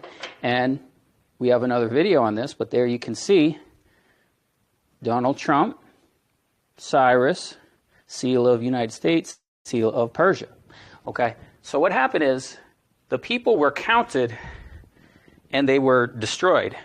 Okay? The same thing is happening. The beast is counting the people to destroy them. So if you don't know what I'm talking about, please watch the video on Cyrus. But isn't that amazing? It's about what this stuff means, guys. All right, here at the Western Wall, we're at the corner, which is not visible, but it's down there. And we're going to also show you the evidence of the 10th Roman Legion's presence all along this wall. So this is the Western Wall, and we're facing north. So there's so much evidence of, of course there's evidence of Jewish presence here, but there's a lot more evidence of the 10th Roman Legion. So we'll show you all that evidence as well as we've taken these tours down below. Running along the Western Wall, we have Herodian stones, and they're moving. There's a couple of centimeters, and they're recessed. And we're now presently under the Muslim quarter above us.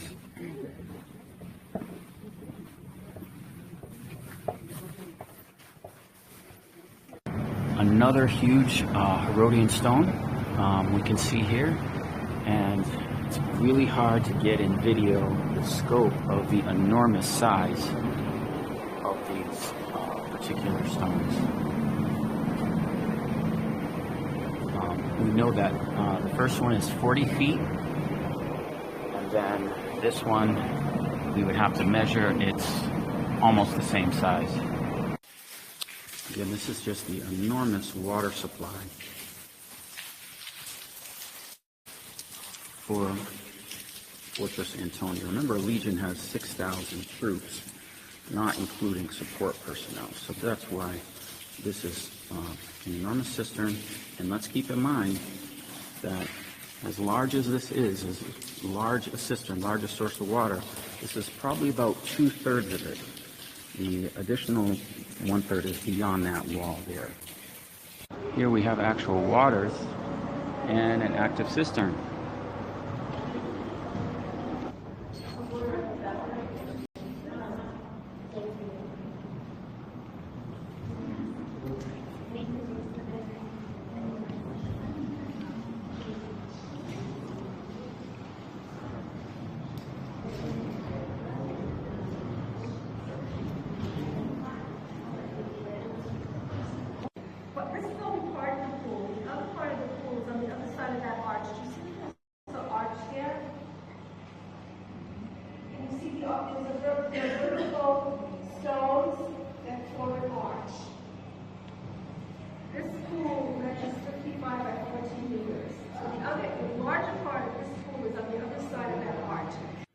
You're now at the Struthian pool.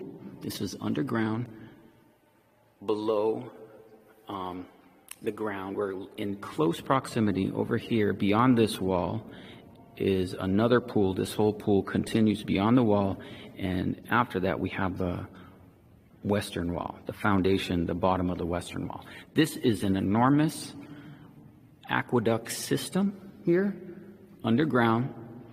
There's an aqueduct coming this way, and this whole area has other huge, enormous aqueducts and water feeding into it.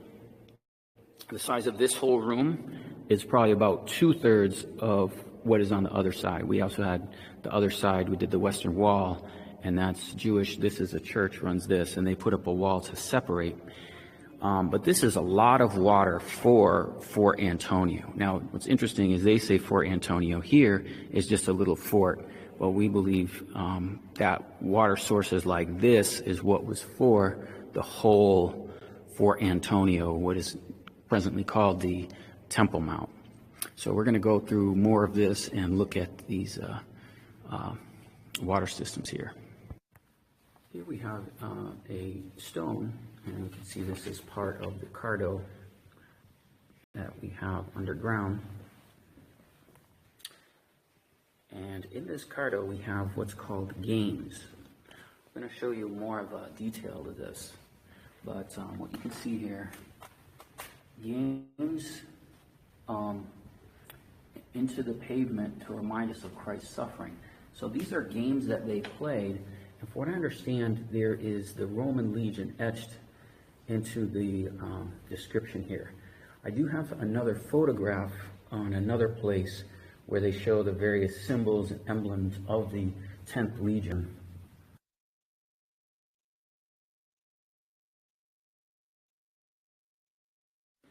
Here's a description of the games that we saw. This is what we saw in the pavement stone. The large circle represents a crown. We have a scorpion, symbol of the Roman legion. So when we saw that symbol here, scorpion, is of the Roman legion. So that's why we know that this part of the western wall where we are is the Roman legion. King in Greek, okay? King in Greek. So these are all part of the game. Double square represents the dice, and the soldiers would throw markers onto this square. So this is the type of thing when they cast lots for Yeshua, they would play these various games. But here in the northern portion of the Fortress Antonia, we do have a symbol of a scorpion, which is the Roman legion. And there are various symbols throughout the western wall, which we'll continue to show you. And as we look at the pavement stone, this is the symbol of the scorpion and the 10th Roman Legion. Okay guys, we're here at an old wall, and You'll see in the tour guide's description that we have a clear description of the 10th Roman Legion, pottery and things discovered with stairs leading down. Now this is a raw excavation, it's pretty new, so we have stairs leading down, and this is a little bit of the view after the tour guide is left, but he's clearly describing the 10th Roman Legion here and an old door with stairs leading. Okay, so now let's listen to his description of what we're looking at. Beginning of the street, but it's blocked by this wall. So, what came first, the street or the wall? Right. Okay. They usually say if something's built on top of something else, it has to be built right inferior. Most times. So, they found other interesting artifacts here, like clay ovens with the symbol of the 10th Roman Legion. 10th Roman Legion is credited with destroying the temple. That's Titus's legion, you know, the arch of Titus in Rome took over the temple influence and did the drawings and put it on the arch there.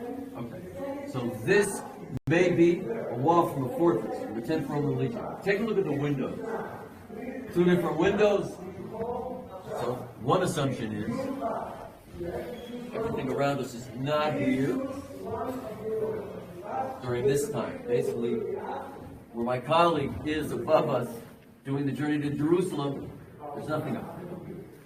So over time, the city is going to be rising. And one of the reasons for that is because we're standing in this valley.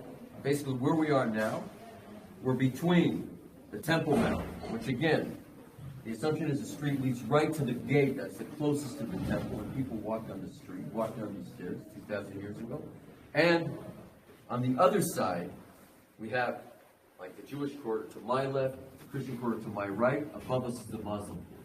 So when people were here, when the street was here, and then when this wall was built, the sky. Take a look at the windows. Why would someone want to design windows like that? What's so special about the window? Defense. Okay, defense. Why? You have a street. You have people coming through. The cargo's not there yet exactly when this wall is built, but it's going to be. So you have a lot of dust. So make it narrow so you don't get the dust inside your fortress, and make it wide on the outside to bring in as much available light as you can. So that's what they say. It's a very unusual design. There are not too many standing fortresses from like the year 80, 90, 100. Here at Jaffa Gate, we have an example of the kind of slots that are in the wall. If we take a look back here, here at the main Jaffa Gate, over here, what's called the Tower of David, and we can see these slots. Let's point out these slots here. See all these slots? These are basically slots in the wall that we saw in the Western Wall that were for, of course, defense, right? And if we come inside, this is what it looks inside the wall. Okay, you can see the, kind of alcove, and then going out, we have the slots, and we saw these in the Western Wall, of course, which is quite interesting. But that's why we consider it to be. Why do we have slots for military?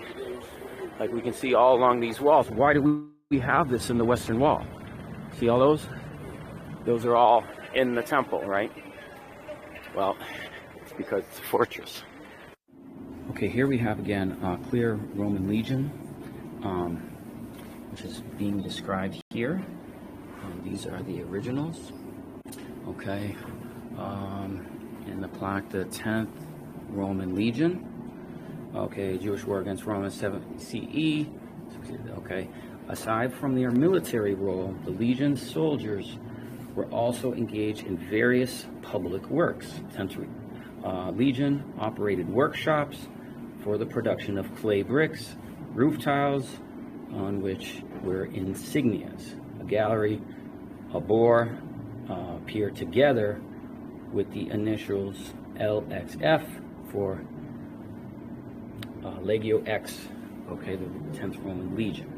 And this we find in the Davidson Center. So where we are is we're just in this area here.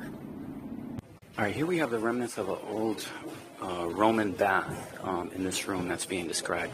I'll give you a little bit of our tour guide's description of this, but again, we have more Roman things right outside what we believe to be the Fort Antonio. More and more evidence of this. Of course, most of the stonework here is fairly new, but what he says is it's very similar to Masada.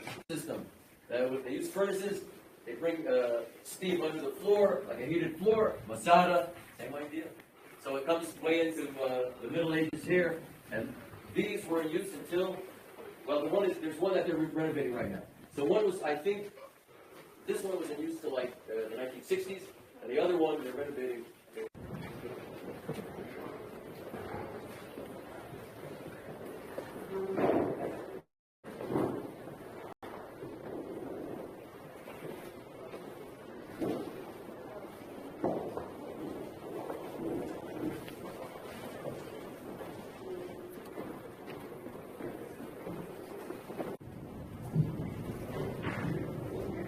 Okay, so before everyone's looking around and wondering what this is, we'll take a look at this.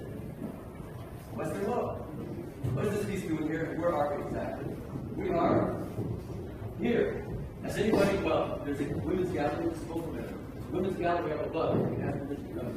Yesterday there were about 1,000 women there in a 4-hour period. What happened? No participants. I don't know what we did. So next week, it turned out to be, it took 6 months longer to excavate this, and nobody could say anything.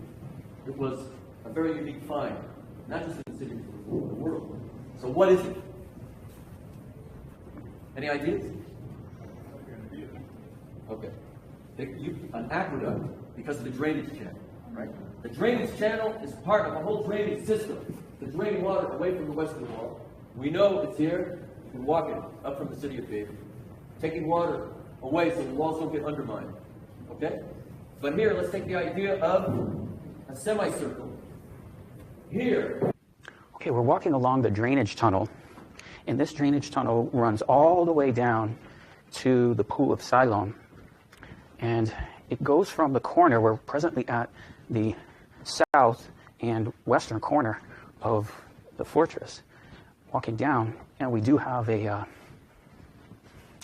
drainage channel, which would take the drainage and everything from up above and route it down below, all the way down at the bottom of the city of David.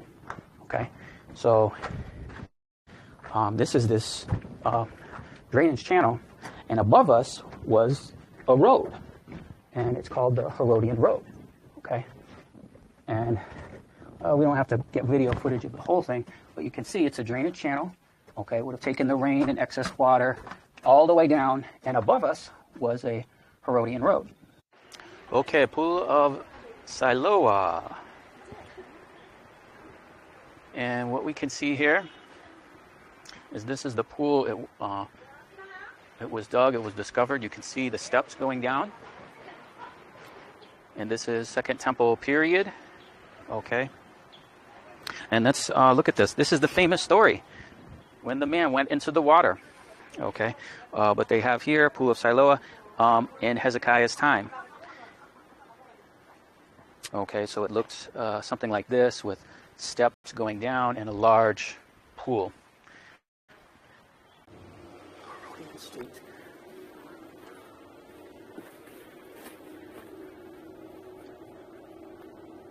not finished. All right, now here is the Herodian Road here by the Western Wall, which you can see. And this one behind me is north, okay?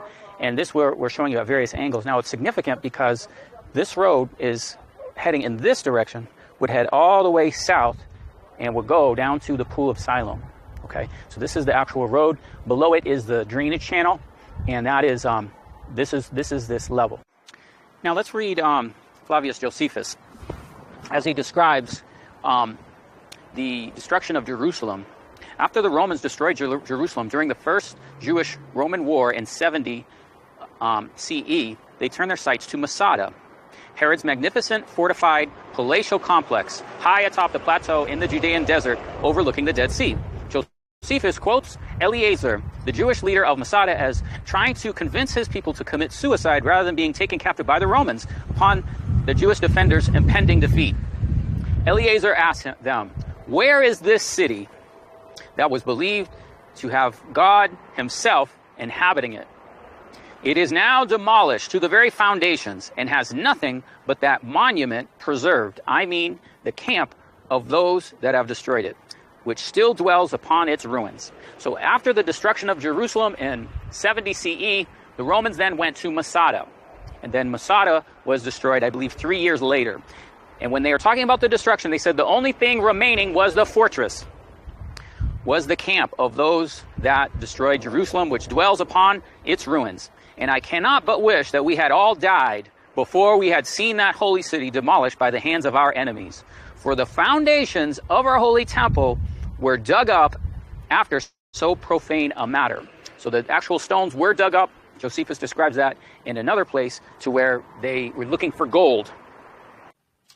Okay, here is the western wall, and what we've done is we've seen the pools up here, we've seen Wilson's Arch here, we've shown you a little bit of Robinson's Arch, and all along this we had Roman legion markings up here, Roman legion things here, Roman legion things outside here. Now what I wanted to point out is this is an actual rendering of the temple that you see on the tours. And if you look at all the diametrically opposed lines, this is certainly not a order of God's temple. Now this is, they're placing the temple over the Dome of the Rock and positioning it properly east to west. See that? But if you look, the actual Temple Mount is not aligned east to west, nor is it positioned east to west. You can see the temple has a positioning this way, but this whole fortress is positioned north to south. So that is this proper east to west. Now look at, nothing is lining up with that. These are the outside walls of what they call the Temple Mount. We consider it Fortress Antonia. And this is the present raised level that the present Dome of the Rock sits on. None of these lines, as you look at it, line up at all. So whoever built this was either schizophrenic or it just wasn't the temple.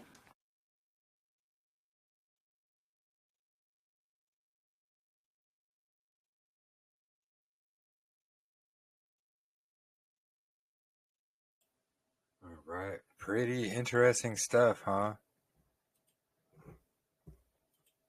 So I just find it interesting, you know, they're like, oh yeah, these thin windows here were just for, you know, keeping the dust out of the temple. No, you know, those are, you know, those arrow slits that you find in a castle. Like, actually, let me show you an example. And look, like, it just comes up on the search automatically. But look, looks exactly like what they were just showing in that Roman fort. Why? Because from the inside, you can stand to one side or the other. You can actually have two shooters here. So one will be shooting out this way, the other will be shooting out that way. And the arrows will go out, but you cannot easily shoot in from the outside. Because, you know, you're going to be aiming at this tiny little slit on the outside. So it makes it very difficult. Kind of like, yeah, like this. It just makes it difficult to shoot arrows in, but you can shoot arrows out pretty easily. Even if so, if you're standing to the side, like you're saying, if it comes straight in, there's no way an arrow would be able to hit you because you'd be to the side. Yeah, exactly.